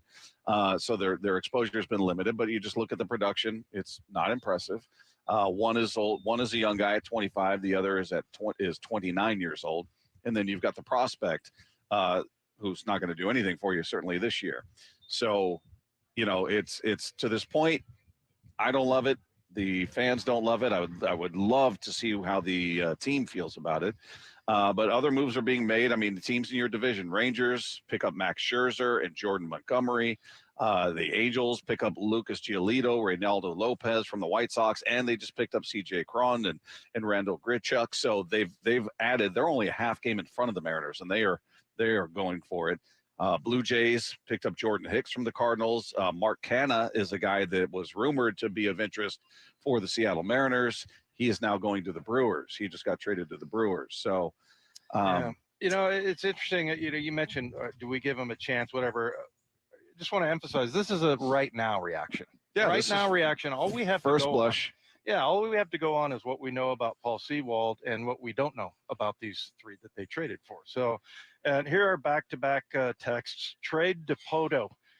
And then followed by Canzone tore it up at AAA. He has tremendous upside from the 206. So, I mean, you hope that's what it is, right? But right now, it doesn't look great. And, the Graveman trade looked good for a little while there. We thought Toro was going to be somebody who he didn't turn out to be. But who else did they get in that? Was that it? Was it only? No, was it Joe Smith? No, wasn't it? Yeah, Joe Smith. A very forgettable name. Yeah. No wonder I couldn't remember. Cousin of Schmegegi. Yeah. Yeah. So anyway, I mean, you got to give Jerry a chance. And I think that's the thing about, being the GM. It's like, well, I know it's going to be unpopular, but, this is something we think we got better.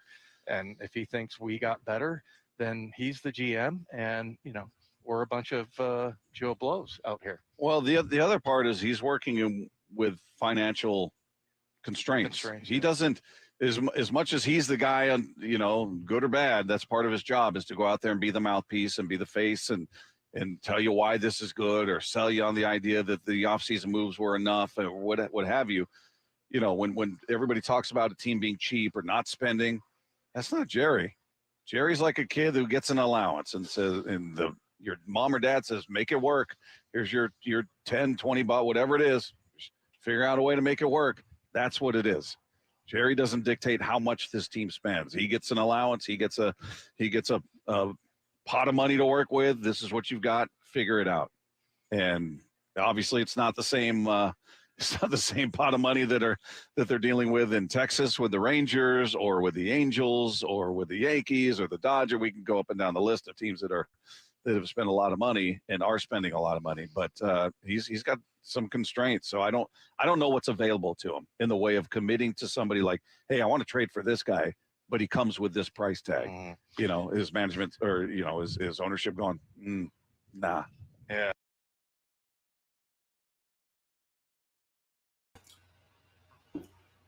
And looks like maybe there is an update on Twitter or X, whatever you want to call it. But here's what we got. According to Jeff Passan, who is a regular guy on the Seattle Sports Radio, the Los Angeles Dodgers and the Detroit Tigers had a trade in place for left-handed starter Eduardo Rodriguez. But Rodriguez invoked his 10-team no-trade clause, so now the deal is dead. So it looks like that trade is not happening. So much for that. Not much of an update right there.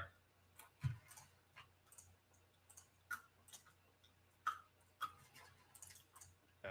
You know, I'm looking at, it's funny, one of the first name that came to mind when you said who replaces Paul Sewald, who's the new one, I was tempted to say Justin Topa. And just because, I mean, we've talked to him a couple of times, but I'm looking at his numbers in July. 11 innings pitched. He's given up 1 earned run, 0 home runs. He's walked 1 and struck out 12. So a lot of ground ball outs, and I don't know. He's 0.82 in the month of July.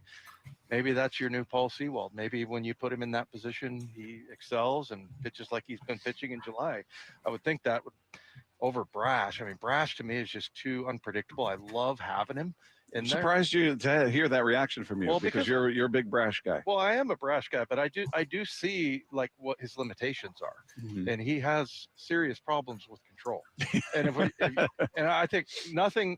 Also, just for the fans and the Banton boys or the Renton boys. What are they?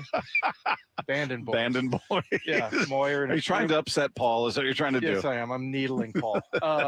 No, but you know, that would cause kind of an uproar because he's one of those guys. I feel like Brash is a guy you either love or hate, and maybe not hate, but I mean, like you go, oh boy, here he goes again. He's losing control, and he has some very wild pitches, very wild. But he also has some just ridiculous stuff that goes 90% of the way to the plate and then just takes a hard left turn.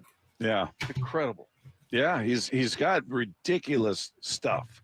If he can command it, he becomes, you know, a guy you look at as almost unhittable. But that's, as you touched on, and everybody's seen it, command at times has been an issue. Now he's been, you know, you look at Brash's numbers, he's been pretty darn effective. I mean, he's very, very good. And we'll see. Maybe he doesn't commit to any one guy at this point. Maybe it'll be about just, hey, who's feeling good tonight? Who do I feel good about? You know, how often have they been used? Who's rested? What have you? Matchups, the whole thing. But it's, I don't know. It's going to be interesting to see what they do with these guys, how they fit in. You have more news here left? Yeah, it's not important. Contrary to what the texters think, I think they're just celebrating. So AJ Pollock's been traded to the Giants. Oh, no way. That's it. No even return announced yet. So it's just here. You can have him. Yeah, AJ Pollock and utility man Mark Mathias are going to the Giants. That's from Jeff Passan. I'm tempted to put. You ever go by somewhere and then someone has put a couch out on the street? Yeah, it says free. Please take one. Sorry, Pollock was there with a sign on him that said free. I'll take it. Oh, so AJ Pollock is the Mariners. The Pollock era has come to an end before it even made it to the end of the first season. Watch, he's going to go to the Giants and just start hitting them out of the park right now. Maybe it will. I don't know. Who knows? I'm still waiting for the one guy to text in that really got on me about criticizing the Pollock acquisition. You don't understand. You don't get baseball. He kills lefties. You wait and see. I'm guessing we're not going to hear from him. I'm guessing that's usually how it goes. Yeah, we're probably not going to hear from that person who was really, really eager to tell me how much I didn't know and how wrong I was going to be about Pollock. And I wish I was wrong. Anytime you predict something or you don't feel good about a trade, I hope I'm wrong about this trade. I don't feel great about this trade. You asked, would I reverse it if I could right now? Yeah.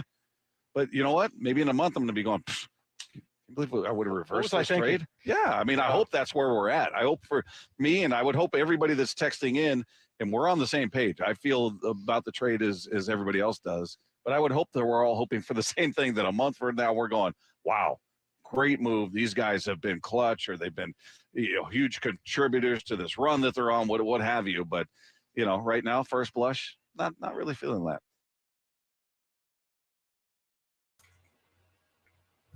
Still only nothing so far. Let me take a refresh. So it looks like the Jake Berger trade, a power hitter that Miami got, Chicago got Jake Eder. Let's take a look and see who Jake Eder is. He's 24 years old. Basically gave up nothing. Isn't that great? Nope, not very much at all. But Julio Rodriguez has been playing pretty well this month, or at least in the past month, now that July is over. But now there's still nothing so far. We still have 1 hour left in this trade deadline.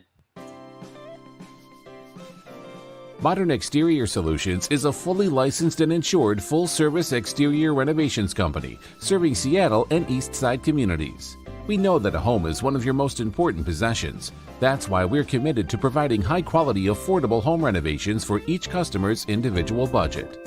We're diverse enough to meet the challenges of any project you put in front of us. Our workmanship minimizes the use of third-party services, and our team works together to meet all your deadlines.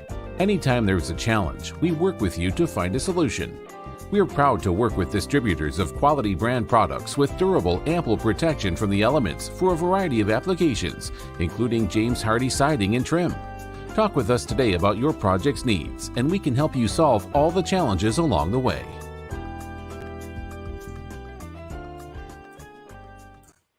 Flick, you really hate that commercial, don't you? You really just do.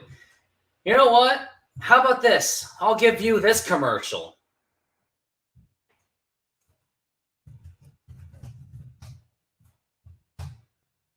Maybe you'll like this one more. I'll show you in a moment. Just gotta find it. And now you're really gonna get it.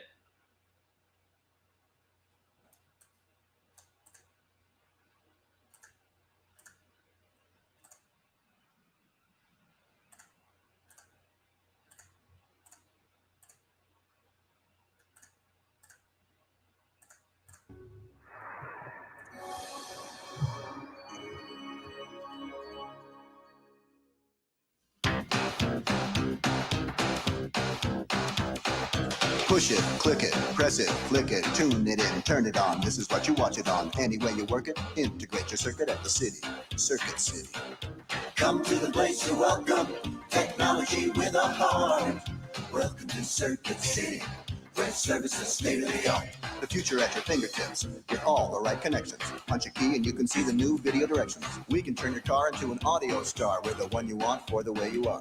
At Circuit City, trained sales counselors are one of the reasons we get higher customer satisfaction ratings than any other specialty home electronics and appliance chain. A gadget and a gizmo for electric machismo. Some amplitude for the radical dude. We're tuned into your attitude. Come to the place you're welcome. Technology with a heart. Welcome to Circuit City, where service is state of the art. Welcome to Circuit City, where service is state of the art. Well, here's the thing, Flick. That commercial was when Circuit City was like in their prime. What really happened to them, so they made some key decisions. It was Circuit City decided to release this really stupid DVD player called DivX. If anyone heard of DivX, exactly. They tried this revolutionary DVD player that completely just failed and fell out in his face. I got to see how much Circuit City lost money in DivX. But they lost a lot of money, I will say that. It was released in 1998. So it all started in 98 when it got really bad. And then they discontinued it in 1999. Sheesh.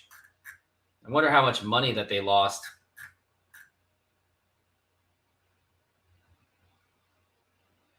I guess not. I mean, I don't know. Okay, so here's what it was.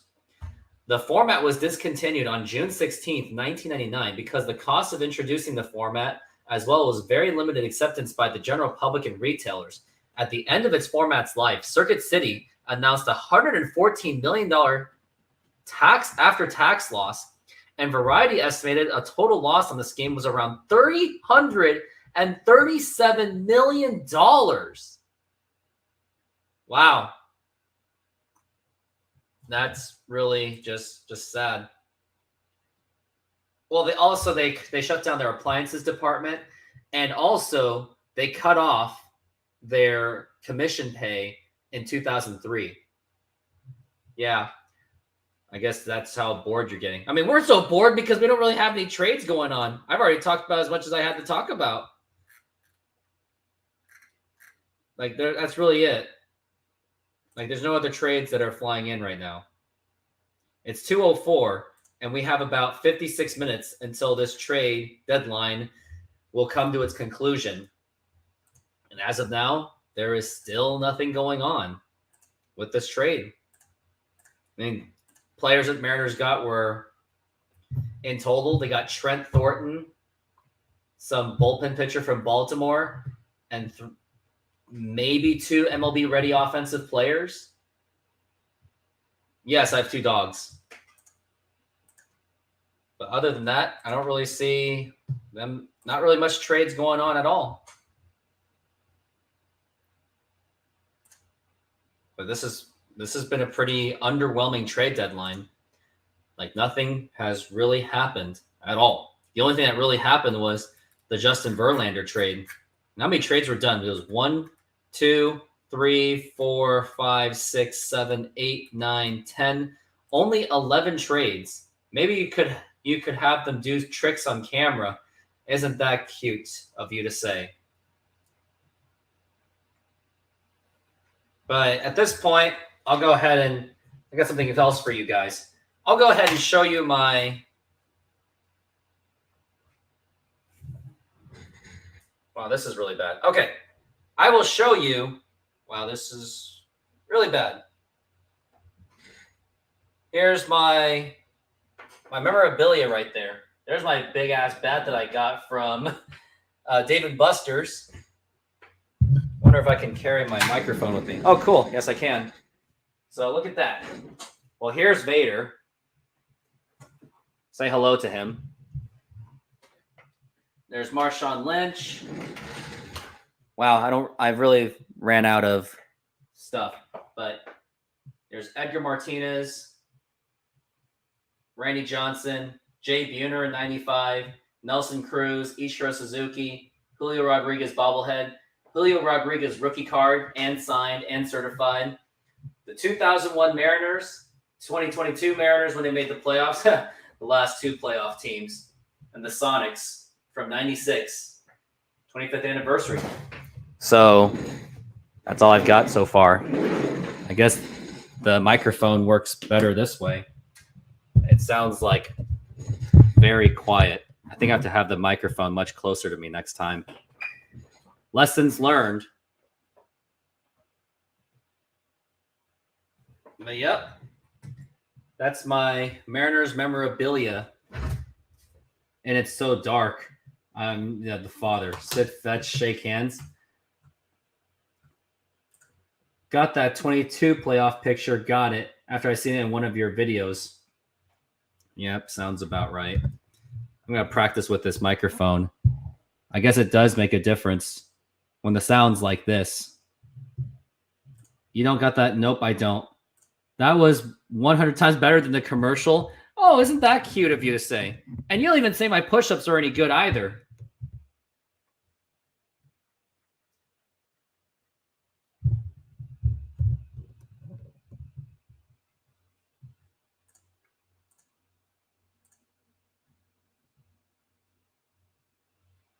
All right, let's go to some refresh. We have 52 minutes until this trade deadline is over. And as of now, there is still nothing. Oh, wow. You're really going to say that, aren't you? Isn't that nice of you? Hope the Mariners trade? Yeah, but why don't you guys throw it in the comments right there, since you already are. Throw it in the comments of what do you think the Mariners should get in a trade and what do you think will happen? Because as of now, I don't see any trade happening whatsoever. I just don't see it happening, unfortunately. Now I'm thinking about getting a microphone stand to really improve the audio quality. So I'm glad you're always working on them. Exercise is always good. I mean, it is true because I have a softball game, so I really got to get ready for that. Teo for Otani. If that happened, my Twitter would crash into oblivion. Or shall I say, the X. But, man, there's really nothing going on in the trades. Just really nothing. But you know what? I'm going to read you guys a book. Actually, I have it right over here. Actually, it's right over there. And you guys have to answer my question and see if you have read that book before. But until then, enjoy. I'll just throw this in here.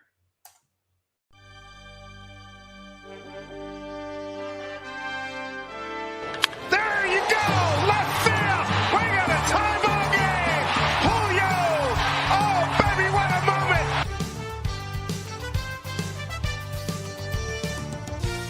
They win the ball game 2-1, and the Mariners are going to the playoffs as a playoff contender.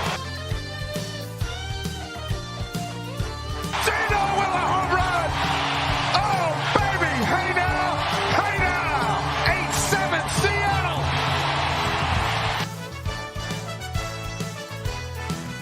Home run for Julio Rodriguez! And the Mariners have a 2-1 lead. And the magic carpet ride continues. This ball club has been amazing all season long. Now I'm about to read you a book. It is called, this book, Shipwrecked by John Wells. Unfortunately, it's a pretty outdated book because it was from 2012. Goes up to the beginning of 2012. But there are some notable things to talk about in this book. We'll go back to 1995 was when they were actually making things happen in 95. Let's see what it was.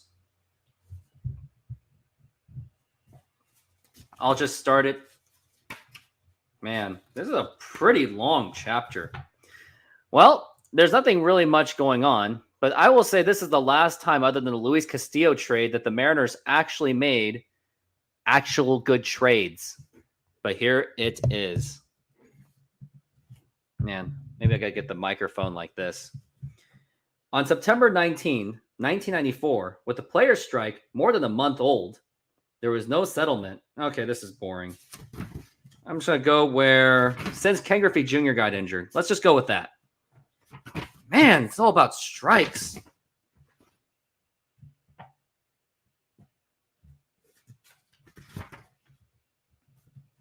All right, we'll start with the Ken Griffey Jr.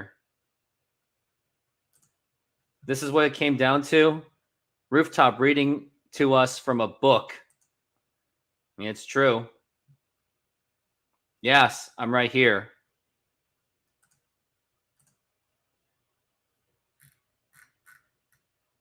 Still no trade so far.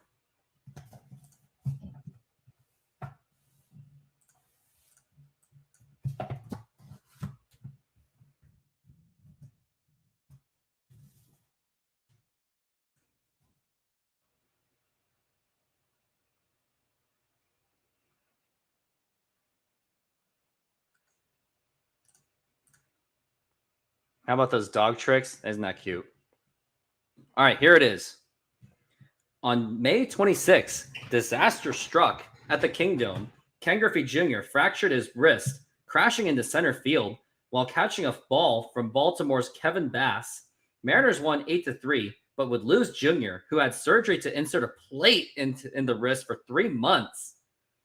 At the time of the injury, Seattle was in third place with a 15-12 record. 2.5 games behind the division-leading Angels. Most experts didn't think the Mariners could stay in the hunt with Griffey out of the action. However, Bench players Rich Amaral and Alex Diaz performed admirably in Jinger's absence, especially in the field. 3 days after Jinger went down, the Yankees came to town, and the M's swept them in 3 straight. It was an emotional series highlighted by a 12th inning walk-off home run by Rich Amaral.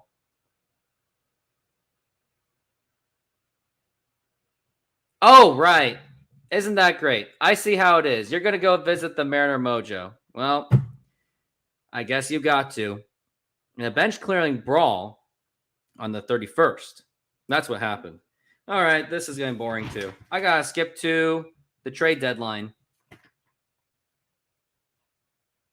If there is anything.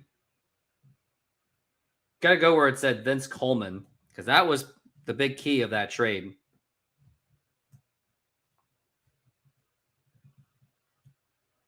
If I can find it. The approval to take on payroll allowed Woodward to shop around for a premium starting pitcher, while Woodward considered deals for David Cone, David Wells, Jim Abbott. Well, Jim Abbott wouldn't have been that good. He made a trade on July 31st with the San Diego Padres for right-hander Andy Benes. The price appeared steep at the time. Outfielder Mark Newfield and left-handed pitcher Ron Vallone, who had been both first-round picks, but Newfield and Vallone never amounted to much, and the acquisition of Benes solidified the starting rotation for the remainder of the season. While his overall 5.86 wasn't pretty, it was skewed by 2 disastrous outings. Most important, the Mariners won 10 of his 12 starts, with Benes going 7-2 in his 2 months with the team, a 21-win pace. So he was still pretty good. So Mariners did make that risk. They did take that risk and made that trade. Now, is there anything in the trade deadline? Looks like we got Ken Rosenthal, who has updated something. Eduardo Rodriguez invoked. Yep. Maybe because he doesn't want to move to California. That could very much be possible. I wonder if making it... Wow, this filter thing really makes a huge difference, doesn't it? It really does. Maybe I won't use that filter anymore. That filter is kind of overrated.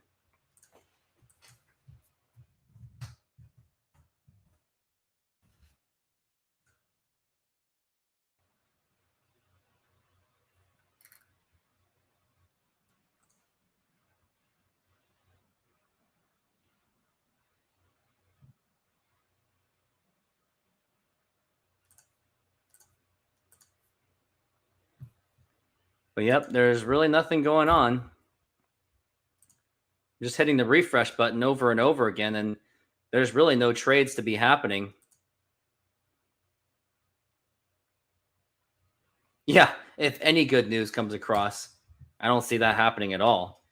It's at 2:17. Got another 43 minutes until this trade deadline is over. And as of now, it looks like the Mariners aren't really making any moves at all for the rest of this trade deadline. There was a thought that it was going to be Teoscar Hernandez, but nothing has happened. Well, let's take a look at Teoscar Hernandez stats and see how he's doing.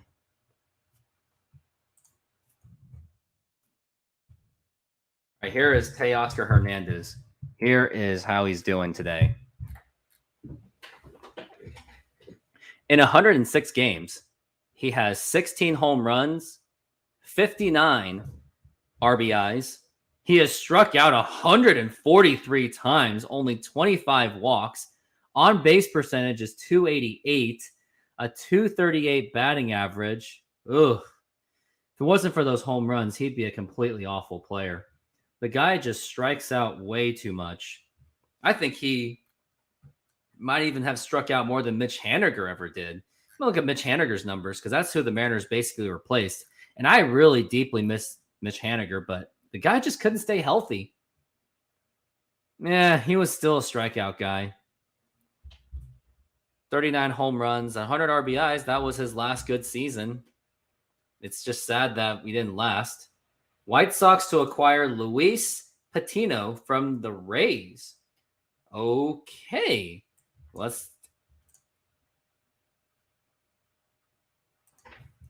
I think this is pretty old news.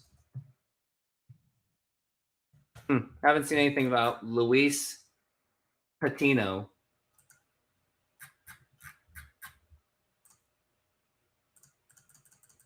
Still no updates on trades. I want to see what John Morosi has said. There's really nothing going on. Luis Patino.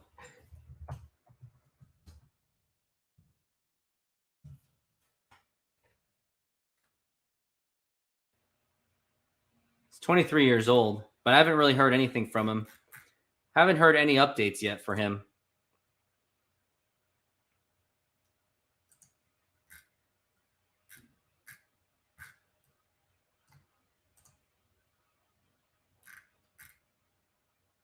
Still the same Jake Berger trade. Nothing else has really happened.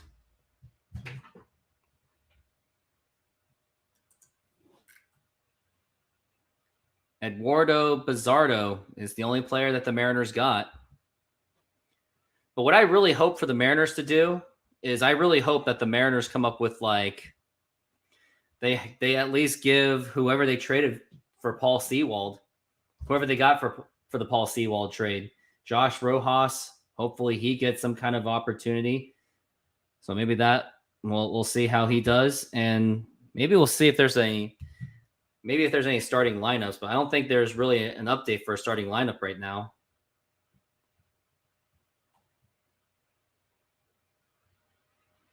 Yep, it's just nothing.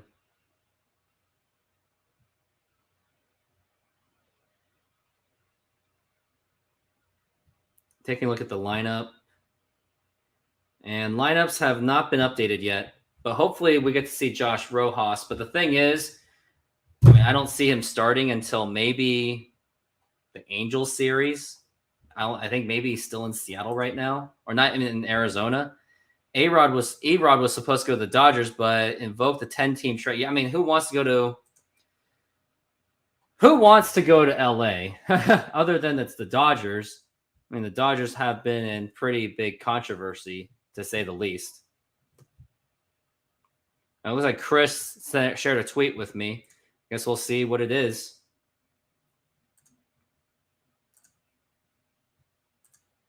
White Sox to acquire Luis Patino from the Rays. Guess we'll find out who Luis Patino is.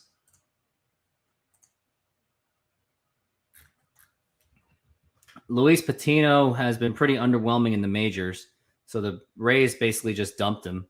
So not like there's not really much anything out of that one. And we're getting close to the bottom of the hour at this point. And I don't think I don't see really a trade happening. Just don't see it happening at all. It's been a pretty quiet trade deadline compared to like all other trade deadlines. I kind of want to remember like what was like the loudest trade deadline in history or whenever it was, but I don't know. Like I don't know when the craziest trade deadline ever was. Nothing like really stands out for today for trade deadlines. Really, I thought players would love to go to the Dodgers, seeing how they make the playoffs and know what they are doing. Yeah, but do you really want to live in LA right now? LA is not really a great city right now. I mean, it's kind of infested with homeless problems and radical politics down there. So I don't think that LA is not really, and don't forget the state income tax and jock tax that you have to deal with. There's a lot of taxes in California, so maybe that's why he didn't want to go there. Or maybe he had something personal against the Dodgers. But overall, like, this trade deadline's just been so disappointing for the Mariners. It makes me just want to make a video basically saying that the Mariners pretty much ended their season. Like, it's an easy schedule. Thank God for that. But other than that, I don't really see much of a way for the Mariners to really compete when Astros got Justin Verlander and Kendall Graveman. The Rangers got Max Scherzer. That's going to make a huge difference for them. But until then, until we see trades, let's talk about my fantasy baseball team. Washington is trying to charge tax per mile driving. Yep, they have. They are doubling down on it. And did you ever see that our governor, he is now setting up traffic cameras for freeways too. Isn't that nice of them? Yeah, we got Josh Rojas, but he's like a slight upgrade over Colton Wong and Jose Caballero, but it wasn't worth at the cost of Paul Sewald. But right now, here's my team, and take a look at it, and I'll let you know. And let me know if you think it's a good team or a bad team. I got Will Smith, Christian Walker, Gleyber Torres, Manny Machado, J.P. Crawford, Julio Rodriguez, Ryan Reynolds, George Springer, Jose Ramirez, Bo Bichette, Austin Riley, and Jared Kelnick, who is in my IL. Then here's my pitchers. I got Chris Bassett, Blake Snell, Felix Bautista, who's been just an amazing pitcher, 29 saves, Luzardo of Miami, Jesus of Luzardo, Yu Darvish, amazing that he's still in the league to this day. I got Brian Bello, who's going to pitch against the Mariners, and I expect him to do damage against them. And then Alex Heaney, I only added him because he's playing the Chicago White Sox because, I mean, the White Sox, they just went on a crazy fire sale. And now I have Justin Verlander in my bench, but yeah, he's just on my bench sitting there because he's not starting at all. But now that he's going to be with the Houston Astros again, kind of crazy that they just went for him. I mean, if I were the Astros, they really should have just extended him, but they didn't. And then they could have had those two prospects. And then it looks like we got possible trade that might happen. Just getting a message from that notification. It looks like Tommy Pham poked his head into the manager's office and left the clubhouse in street clothes. No word yet that he has been traded, but signs are pointing that way. Tommy Pham. I wonder where Tommy Pham would be going. Tommy Pham, who's been part of this Mariners, or not the Mariners, he's now on the New York Mets. He is hitting 10 home runs, batting .268. It's actually having a pretty decent season. Wonder who's going to go, who got him. He used to strike. He strikes out quite a bit, though. Never an all-star. But yep, Tommy Pham. I guess he may have been traded away from the New York Mets. Wonder if there's any predictions on what the trade is. If anyone wants to know what it is. Looks like it says Colton Wong saying goodbye to teammates in the clubhouse. It looks like we may have an update that Colton Wong might have been, not really much updates going on, but looks like this could be huge that Colton Wong may have been either traded or DFA'd. I have no idea what this is, but this is something that we really should pay attention to.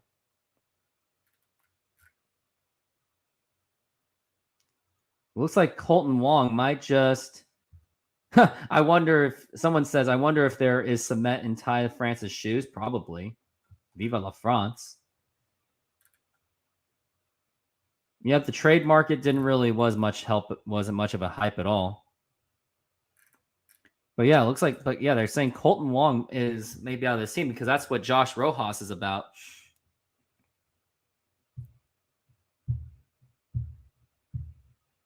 So, looks like something has happened. Just read in the group post that Colton Wong is saying his goodbyes. We're trying to find out what that really is. Oh, here it is.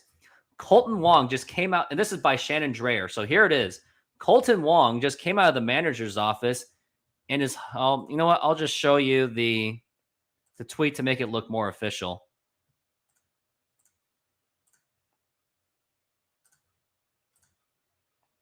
Oops, wrong one.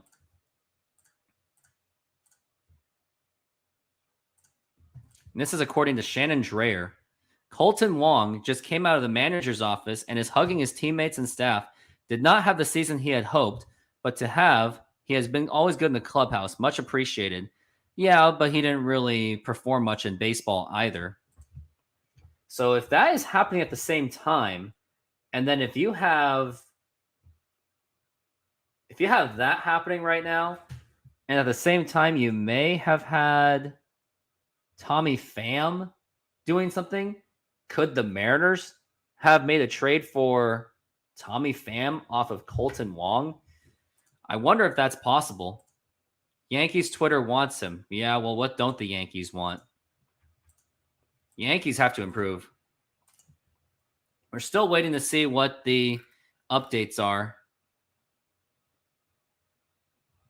And looks like the Arizona Diamondbacks will pay $1.36 million of Paul Sewald's 2023 salary. They will have him for 2024 as well, but will have to negotiate a new salary with Paul Sewald entering his final year of arbitration. The Mariners will still owe him $2.7 million. This really makes the trade sound even worse. I really don't like this. Dipoto after the trade deadline, he goes, "We're in a lot of trades, but just couldn't find the right fit. I'm so proud how hard this front office worked." Yeah, worked hard to get rid of Paul Sewald. We have 30 minutes left in this trade deadline. And I got to do this again. Modern Exterior Solutions is a fully licensed and insured full-service exterior renovations company serving Seattle and East Side communities.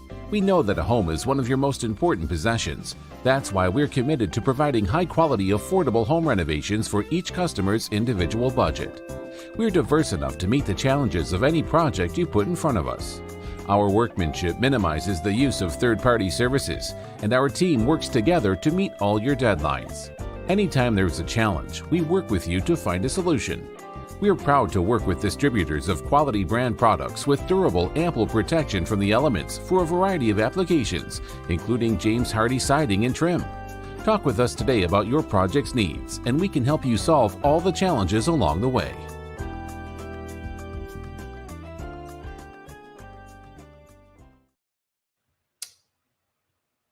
And look at that. Oh, and looks like we got a trade going on. The Rangers are acquiring Austin Hedges from the Pirates. So let's take a look and see what that is all about. So the Luis Patino has been materialized. And now we're just waiting to see what happened with Austin Hedges. Let's take a look at Austin Hedges. But yeah, they made room for Canzone and Rojas, so at least they're MLB ready. Austin Hedges. I just got to see what Austin Hedges is about.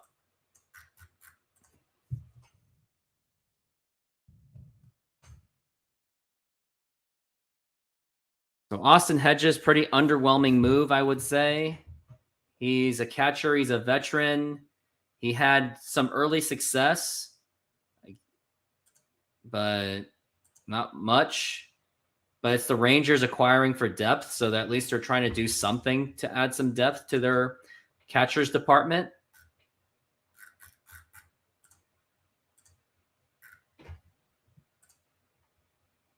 Now just keep looking. It's 2:32 right now, but yes, it's just Austin Hedges. That is what's going on right now.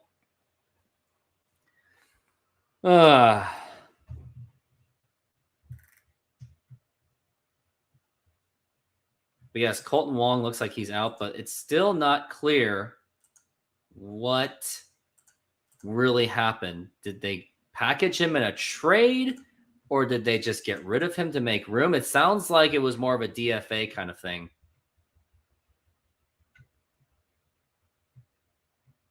The Mariners made Paul Sewald fly back to Seattle.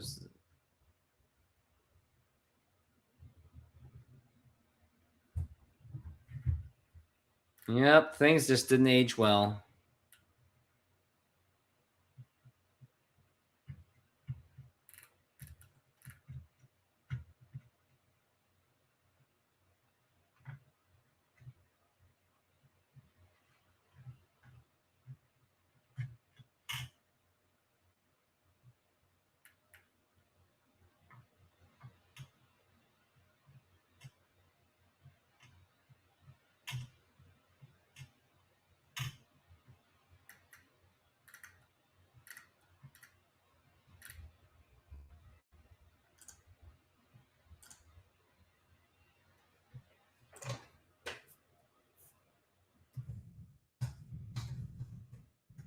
I was trying to see if the Jay Trident podcast was going to be there, but right now, looks like he's not going to make it. So ultimately, it just turned out to just be me for the rest of the day. It is what it is. It's just a very underwhelming trade. It was just, and for Luis Patino, the Rays only got cash consideration, so they just basically sold him. Josh, you missed almost nothing. Nothing else really happened. There were just a bunch of like nothing. But yeah, Colton Wong, I think he's pretty much released. I think the Mariners could have used him a little bit better, even though I didn't really like him. But just the idea that the Mariners gave up Jesse Winker and Teoscar Hernandez. No, they gave up Jesse Winker and Abraham Toro. But as we're waiting, I have another video that I want to show you that I made a long time ago. And I'm starting to think it's aging like fine whining. Yeah, aging like fine wine. But I'm going to go to it right now. It was one of my more watched popular videos. I'm going to say Mariners were not doing enough. It was a very underwhelming offseason, I must say.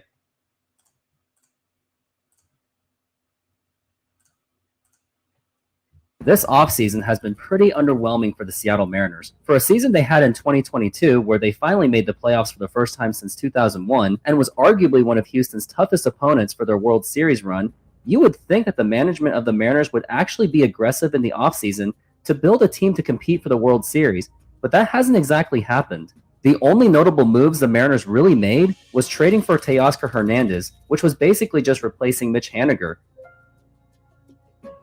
Trading for Colton Wong was basically a cheap way of replacing Adam Frazier. And the Mariners signing yet to be proven Trevor Gott to a cheap contract. Meanwhile, within the Mariners' own division, they have watched the Houston Astros sign Jose Abreu, Texas Rangers signing Jacob deGrom, and Angels signing Tyler Anderson. Now, I'm not saying that the Mariners should have went for those guys, but if other teams within the division are being aggressive in the offseason, then the Mariners should be doing the same. Something that was even more disturbing was when Jerry Dipoto admitted his true intentions for the 2023 offseason and going forward. Here's what he said. Some folks out there who hear that, and what they hear is, so you're not interested in spending more money, that the organization doesn't want to spend. Can you just take us through it again a little bit in a little bit more depth? How does that blend with the organization's payroll and ability to go out and bring in free agents? Well, some of it is about payroll. You know, like with each of the other 29 teams, we're working on a payroll budget. Ours might be different than the Yankees or the Dodgers. And we are generally a middle of the market, franchise. We tend to land right in the middle in terms of revenue, oftentimes in terms of payroll. With some of the escalating player costs that we anticipate with the coming arbitration of guys like Logan Gilbert and George Kirby and Cal Raleigh, we have more future commitments, 2024 and beyond, than all but two teams in baseball. So we have spent our money. We have spent our money. We have spent our money. 1 or 2 year hits where you can fit players in and not grossly move your payroll 3 years down the road, because we don't want to be in a situation where what we think are our foundational players, we don't want to ever be in a situation where those guys don't fit for us. Like, I understand the Mariners are looking at the future and wanting to lock up the likes of Logan Gilbert, George Kirby, and Cal Raleigh, but those three are not necessarily going to be free agents until at the latest 2028 due to having years of club control. There is a solid time frame to increase payroll to compete for the World Series. And even if a free agent doesn't work out, I'm sure that they would be off the books by then to extend some of the young talents, and that is if they actually develop into all-star quality players. Do you think teams like the Dodgers and the Astros care about their payroll? Not really, since they still go after quality players in free agency while also maintaining an established farm system. As long as your farm system is well operated, then taking risks isn't that big of a deal. But ultimately, I can't blame Jerry Dipoto for much of his intentions. It goes to the man beyond Jerry. It is John Stanton, current owner of the Seattle Mariners since 2016, who, in my opinion, isn't that much different than the last ownership group. He is the one that would be giving permission on increasing payroll, and he seems to be very picky when to actually spend the money. And yes, the Mariners did spend money on Robbie Ray, extend Luis Castillo, and extended Julio Rodriguez, which the Mariners got a good deal on him, by the way. But that doesn't mean the Mariners should just stop there. Previously, us Mariner fans have seen this before. Whenever the Mariners have a contending team, they don't tend to spend the money. They did the same thing in the 1990s and the early 2000s, where former Mariners president Chuck Armstrong, former CEO John Ellis, and the other former CEO Howard Lincoln, who were adamant about minimizing their payroll, costing the Mariners not only an opportunity to win the World Series, but also lost their superstars. But yet they opened their payroll for the incompetent Bill Bavasi when he was allowed to spend money aimlessly on lesser quality players, and that just speaks pure hypocrisy. Now here are the holes for the Seattle Mariners going into 2023. In left field, Mariners should be looking at players like Brandon Nimmo, Michael Conforto, and Masataka Yoshida. As of now, Jared Kelenic is the projected starter, but expecting a breakout from him is just too much to bank on since he has a very disturbing strikeout to walk ratio, and he is just purely inconsistent with his bat, leading him to be bounced between the major leagues and the minor leagues for the last 2 seasons. But if the Mariners commit to him for 2023, he needs to have a breakout year. Otherwise, the Mariners pretty much just traded away Edwin Diaz for nothing. Now, I still support that trade to this day, as I believe Kelenic can still develop into a star because the talent is there, but in order for the Mariners to at least break even on that trade, he has to step up. Hopefully, he is developing himself for the 2023 season. Kelenic should not be given the left field job without competition. He should have to compete for it, especially with the amount of opportunities that were given for him. But personally, I would not expect the Mariners to go for any of these quality free agents for the outfield, given their intentions with their payroll. And another reason why the Mariners should be going for another quality outfielder is because you've already seen injuries from Julio Rodriguez and Sam Haggerty, so having some insurance would be nice for this team. Another hole that I believe the Mariners should be filling is the bullpen. Now, I may be criticized for this, and so be it. Although the Mariners finished top 10 in the major leagues in ERA, they were the 3rd worst in the playoffs, and it was well proven in their Game 1 meltdown against the Astros in the American League Division Series. This did prove that the pitchers in the bullpen may not have the mental factor to take on playoff quality teams, and I still stand on Scott Servais' mismanagement in Game 1 with his pitchers, and that was even before I get to the Robbie Ray decision, as if I've already mentioned it in this channel countless times. Since the Mariners gave up Eric Swanson for Teoscar Hernandez, Mariners should get a quality pitcher from the bullpen with more experience to either close games or set up for possibly a potential closer in Andres Munoz if he does get that job. Getting Trevor Gott is just not enough to solidify the bullpen. Bottom line, if the Mariners do not make any quality moves from this day forth, don't expect them to make the playoffs, unless the likes of Trevor Gott, Jared Kelenic, or even Evan White improves for 2023. And other rising stars of the Mariners don't regress. But those are my thoughts. Let me know in the comments on what you think the Mariners should do for the offseason. And if you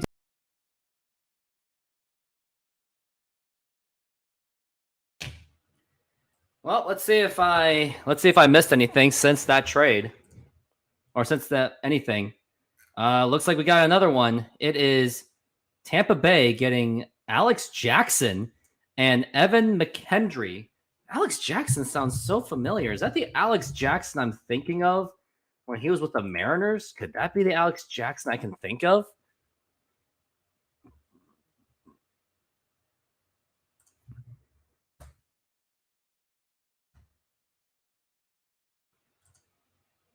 Alex Jackson was in Milwaukee, who the Tampa Bay Rays got. He's a catcher. It was literally just there for just depth move.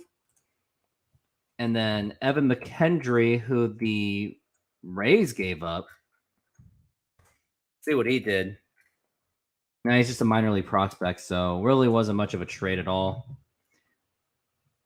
So that wasn't really much at all.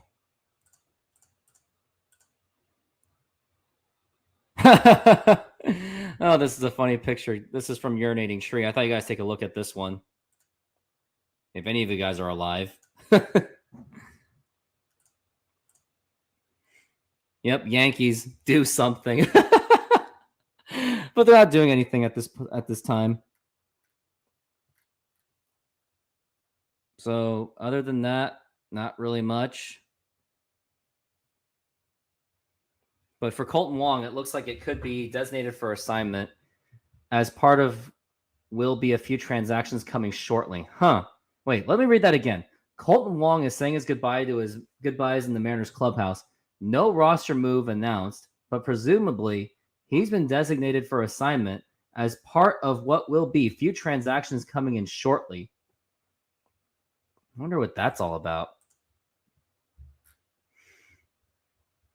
But yep, there's nothing much going on right now. Still got another 6 minutes. I don't think I've had any other videos to stall because this has been probably one of the more boring trade deadlines I have been a part of. And looks like the New York Mets active in trade negotiations on multiple players. Adam Ottavino, Brooks Raley, and Tommy Pham all could be moved in the next 20 minutes. Let's take a look at these guys. So Tommy Pham, we've already looked at him. Adam Ottavino, look at him. Adam Ottavino, he's a bullpen pitcher. Someone I think maybe the Mariners could get someone like him, but he's a 37-year-old guy. And here's Brooks Raley. Look at who Brooks Raley is. Brooks Raley is another bullpen pitcher. You know, I maybe the Mariners should get someone like these guys. These are pretty high quality guys, although they're pretty old, but maybe could be some experience, but they are holding up pretty well. Let's take a look and see what their contracts are. Brooks has a team option. I think the Mariners should go for this guy. And then the other guy, Adam Ottavino, also, well, he has a player option, so maybe you don't want to go for that one. And it's not like, yeah, but he would definitely pick that up. Wow, so moments after the Verlander trade announced in my MMP, they played a Verlander highlight video. Isn't that great? Yeah, but we have another 14 minutes, so maybe we'll see if the Mets are going to make any deals. I wonder if, let's say, Mariners should at least look at these guys. I wonder if Jerry DiPoto is on that call with the Mets. It's not like you have to give up much. Jerry, that's true. Jerry cares too much about compensatory picks, it looks like. Yes, he absolutely does. There's a reason why he did not work out with the Angels, because he wanted things done his way, but Art Moreno said, give the money, use the money, spend all the money on Albert Pujols and such. Mariners can leapfrog 3 teams tomorrow with a win. Yeah, well, it doesn't look like it's going to happen since it looks like they're not making any big deals at all.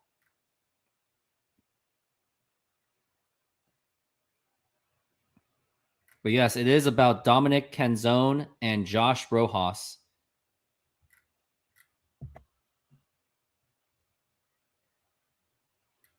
And look at that. Mariners' big offensive offseason acquisitions. Wong, LaStella, Hummel, Pollock, and Teo. 4 of 5 didn't even make it through the first week of August.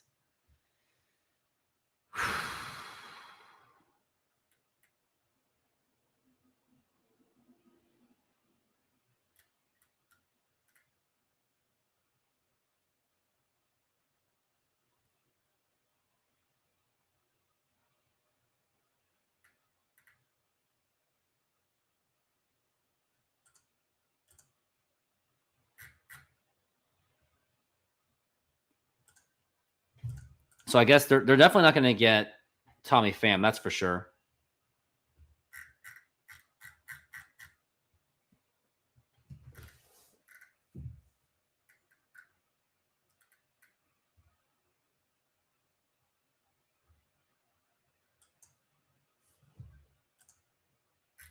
But I'm not seeing anything. Just John Morosi. And now we have 12 minutes left. I mean, you would think that he'd be an improvement, but you'd be surprised. I just can't believe the Mariners tied for the best record in July and they're doing this. Yeah, they really didn't do much at all at the trade deadline. It was very disappointing. Looks like Tommy Pham is an Arizona Diamondback. Huh. Let's take a look and see what happened there. Haven't seen anything yet about Tommy Pham. Looks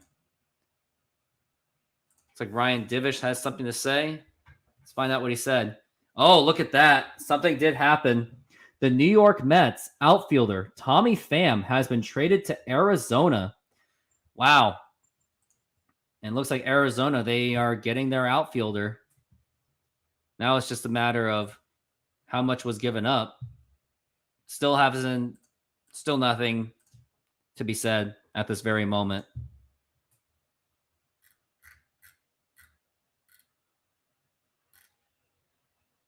So really, it was just Tommy Pham going to Arizona and Justin Verlander going back to Houston.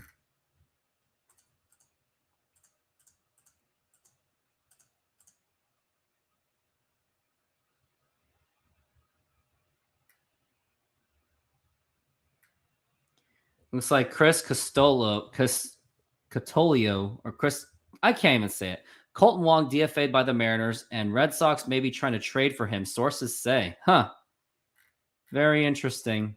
That would be very interesting if Colton Wong is traded to the Red Sox, and then we'll see Colton Wong doesn't have to go anywhere.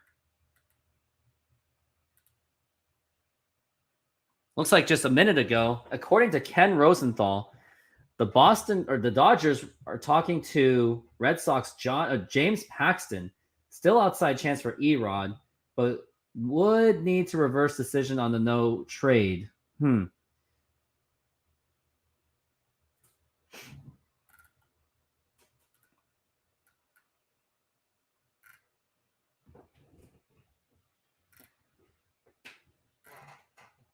But yeah, nothing has been seen.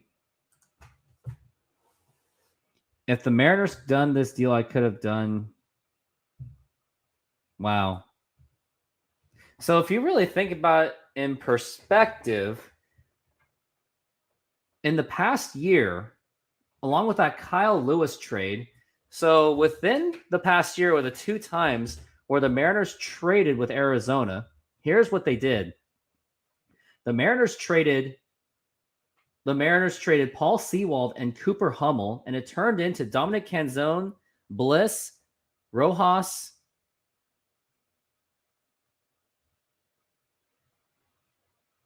Wait, hold on. So the Mariners traded Paul Sewald and Kyle Lewis to get Canzone, Bliss, Cooper Hummel, and Rojas.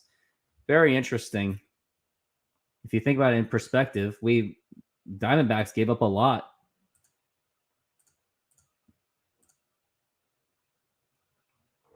And yes, looks like the James Paxton trade could be a thing. But yeah, not really much. Trent Thornton looks like he is in the Mariners clubhouse. So good to see him on the team. So maybe he will contribute, but I don't really expect much out of it. But we got 8 minutes to go in this trade deadline.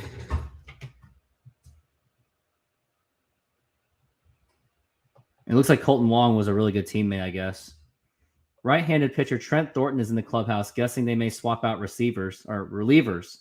So it looks like someone's going to get sent down. Maybe like Devin Sweet will be sent down. And Prelander Baroa.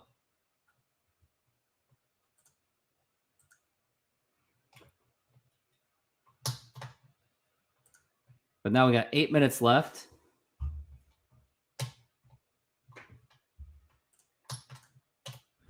It was just Tommy Pham. Really, it was Tommy Pham and Justin Verlander today. Those are like the only ones that really stood out. But now we got just 6 minutes to go, and I'm just going to throw out this banner right now. Oops. I'm at 608 subs. Get me to 700 if you can. Give me a 700 by the end of August. That'd be really nice because it's the first day of August. I need another 92 subs to get to 700. Guys, make it happen. And after this, I'm going to get ready for my softball game because I do have a double header at 6 o'clock. And there's just nothing going on.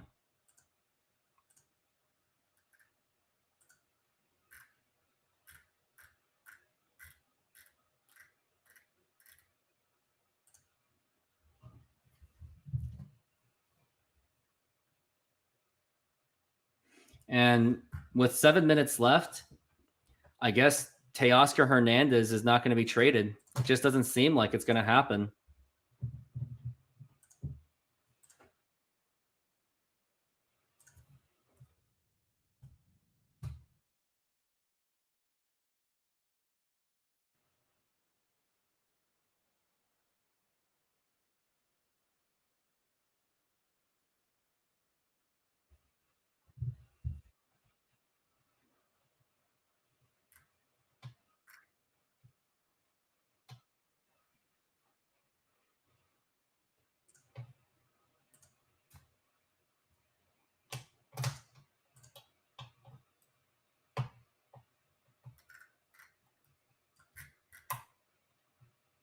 As of now, it's just Tommy Pham. We only got 6 minutes left in this. Nothing new on Teo. And one of my friends brought up, I don't even want to trade Teo. Dylan Crease might get traded in the next. Cease might get traded in the next 10 minutes. It's also possible that Wu, Brian Wu, what? I have no idea what's going on.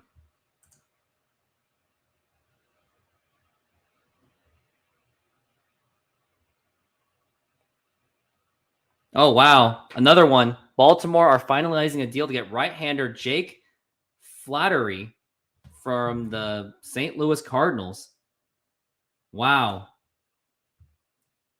Baltimore just got a right-hander and Jake. Let's take a look and see what that was. I thought that was like a earlier kind of trade. He's another starter. Not really much, but it's always about adding the starter's depth or maybe bullpen. It says Teoscar Hernandez is here in the clubhouse. He says he is unsure if he will still be there for tonight's game. I guess he feels really betrayed about the trade rumors that did happen. Understandably so. We got 4 minutes left in this trade deadline.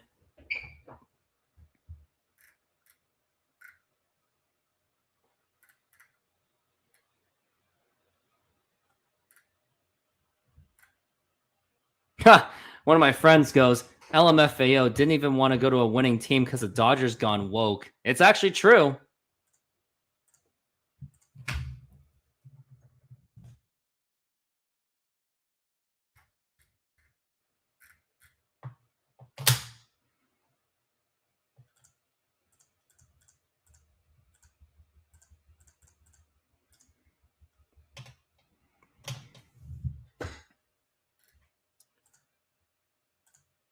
Chris, what is Mojo saying? I don't see how anyone can withstand. Okay, yeah, guys, tell me, what is Mariner Mojo about? Like, you know what? Let's just spy on them. Let's just do this. I'm kind of bored at this point.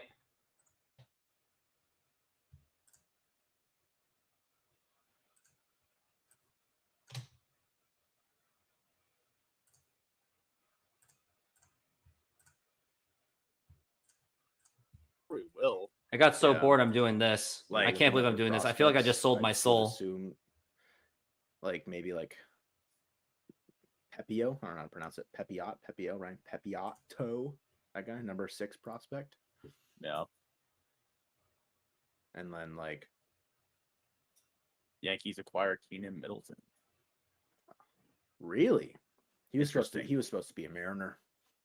Again, he loved being a Mariner. Mm-hmm. He loved it here. Need someone with that dog in him.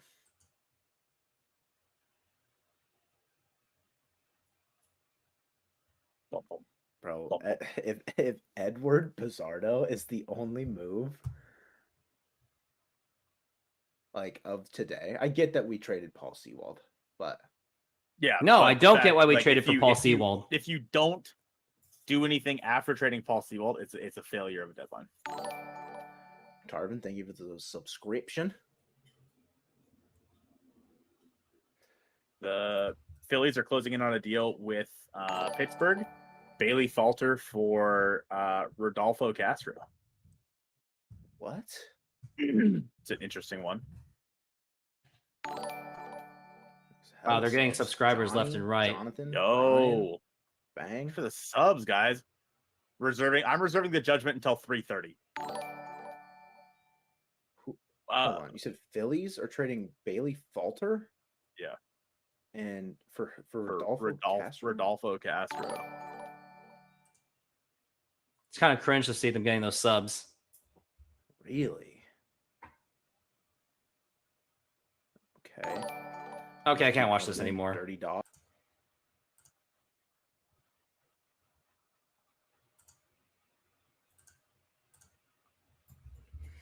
Kind of just gives me some fire of anger. Not good for me.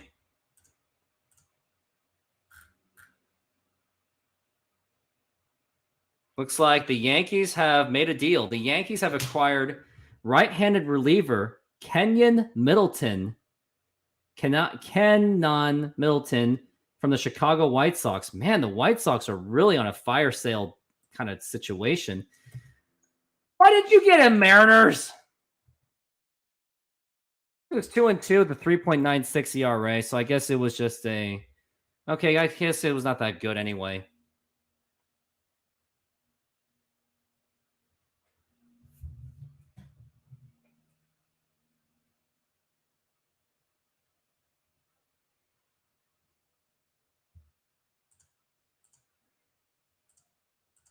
And it's 3 o'clock right now, so I would think that the trade deadline has come to an end.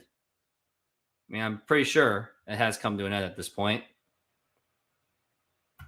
Let me double check when the trade deadline's over.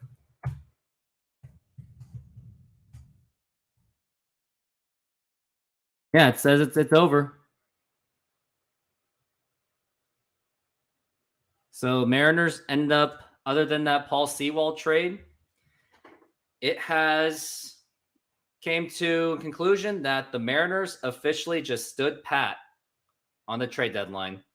Pretty disappointing. So I will stay on for about a few more minutes. I'm going to give my final thoughts on this trade deadline. So let me first go to the Paul Sewald trade, or let me go to all the Mariners transactions that they did. It'll be starting from the time. So the trade deadline has come to an end, and it looks like the Seattle Mariners didn't really do much in the trade deadline to really give us hope that the Seattle Mariners would actually contend for the playoffs. And here's how it started. So it was on July 26th. The Mariners gave up their infield prospect in Mason McCoy for Trent Thornton. And Trent Thornton, he was pretty much another cheap move, so I don't really expect anything to happen out of him. And this was before the Paul Sewald trade, so this was something where maybe it was just an add depth kind of situation. But I don't really expect Trent Thornton to do anything, but he's going to have to, since now the Mariners don't have Paul Sewald anymore. And now July 31st, the most popular, or shall I say infamous trade, it was Paul Sewald was traded to the Arizona Diamondbacks for Dominic Canzone, Josh Rojas, and Ryan Bliss. The big ticket of this trade was really Dominic Canzone. And I didn't like this trade just because I just thought it was a very inappropriate timing for the trade. I think that if the trade was done like when the Mariners were like tanking or something, then maybe that's a trade I would have supported, because Paul Sewald still is not a free agent until the 2025 season. So I think that the Mariners should have at least given it one more year with Paul Sewald and see if the Mariners can contend for the World Series, in case they didn't contend for the World Series this year, which it doesn't really seem to be. But Dominic Canzone is the high ticket because he was the high rising prospect for the Arizona Diamondbacks, at least one of them. He did finally make a major league debut. Hasn't really done much because he didn't really get much at bats, but maybe he will get some at bats now that he's on the Mariners, since it is pretty much open. Since Cade Marlowe, as much as he's a fighter, I just don't see him making that kind of an impact, kind of a deal, kind of that big of an impact. Although he does grind it out, but you gotta do better than that. So maybe we got Dominic Canzone can step up and play outfield. Then you got Josh Rojas, who's basically the replacement for Colton Wong, who did just get DFA'd, which it really does look like, but a deal has not really been done yet, because there was a rumor that the Boston Red Sox were going to trade for him, but that didn't really happen. And then you got Ryan Bliss, who is like one of the younger prospects for the Seattle Mariners going to be. And let's take a look at Ryan Bliss. So Ryan Bliss was playing mostly in Reno. He's already made it to the AAA level, but he is 23 years old. But in AA was when he was really killing it, when he was in Amarillo. I can't even say it, in Texas. I should have just said Texas, so excuse me. He hit 12 home runs, 30 stolen bases, and 47 RBIs on a 358 batting average with a 414 on base percentage. So maybe if you want to see a guy like him, go watch him in Tacoma. I think he'll get called up, and maybe I'll go to a game just to check out and see how he is. So we'll see. And then, but yeah, other than that, the other trade that the Mariners made that was very just forgettable was they traded for another bullpen pitcher in Edward Bizzardo for Logan Reinhart, who was arguably a failed first-round pick for the Seattle Mariners. He was going to be maybe the relief pitcher of the future, but it didn't really work out since he was hanging around in Everett at the age of 25. But now you got Edward Bizzardo, just another depth guy. So the Mariners didn't really do much at the trade deadline. And what really upsetted me was not only do you see the Mariners selling off their bullpen, Paul Sewald, you also saw the Houston Astros trading for Justin Verlander. Granted, they did give quite a bit of prospects for him, but just the fact that the Mariners allowed that to happen was very frustrating. And then you saw the Texas Rangers trading for Max Scherzer, which was also pretty frustrating because now the chances of the division just got a little bit more thin because the Mariners, as of this video, and I will go to this standings right now. It's taking some time to load, but as of this video, the Mariners were only 5 games back from the division. So there was a pretty good chance where they could have competed for the division. And for the wild card, they are now 3.5 back. The Yankees didn't make a move. Angels made very costly moves, which kind of reminded me of the Heathcliff Slocum trade. Not really. They didn't really get much of quality. Boston didn't really make moves. Toronto kind of did. But other than that, it's a pretty congested wild card, which is why I think the Mariners really should have gone for more depth in the bullpen and someone better for second base, more than Josh Rojas. But hopefully the Mariners will at least win the series against Boston. But they need to sweep since the Texas Rangers are playing the Chicago White Sox. So other than that, seemed like a pretty underwhelming trade deadline for the Mariners, unless the players of the Trent Thorntons and that Eduardo guy, which I can't even pronounce his name at all for whatever reason, unless they step up, and you had the two other players in Rojas and Canzone, unless they all step up, this was a failure of a trade deadline. But if any of them can step up, then maybe it was a break even, maybe what was the point kind of trade. But hopefully these new players will contribute to the Mariners. But those are my thoughts.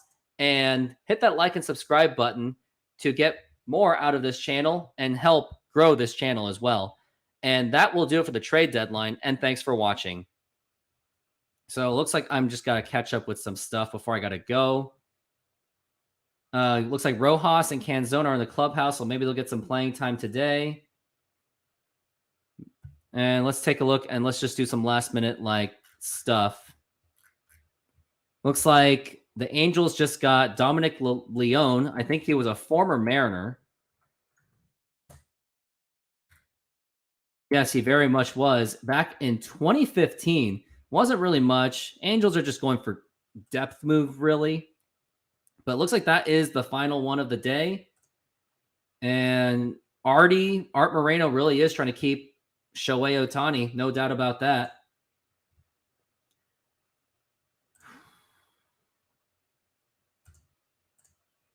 Ohtani to Houston would be an absolute nightmare. But I'm going to say this. Other than that, I think this will do it for the show. I think I've hit the 3-hour mark. But thank you very much for being part of this underwhelming trade deadline, at least until the very last minutes.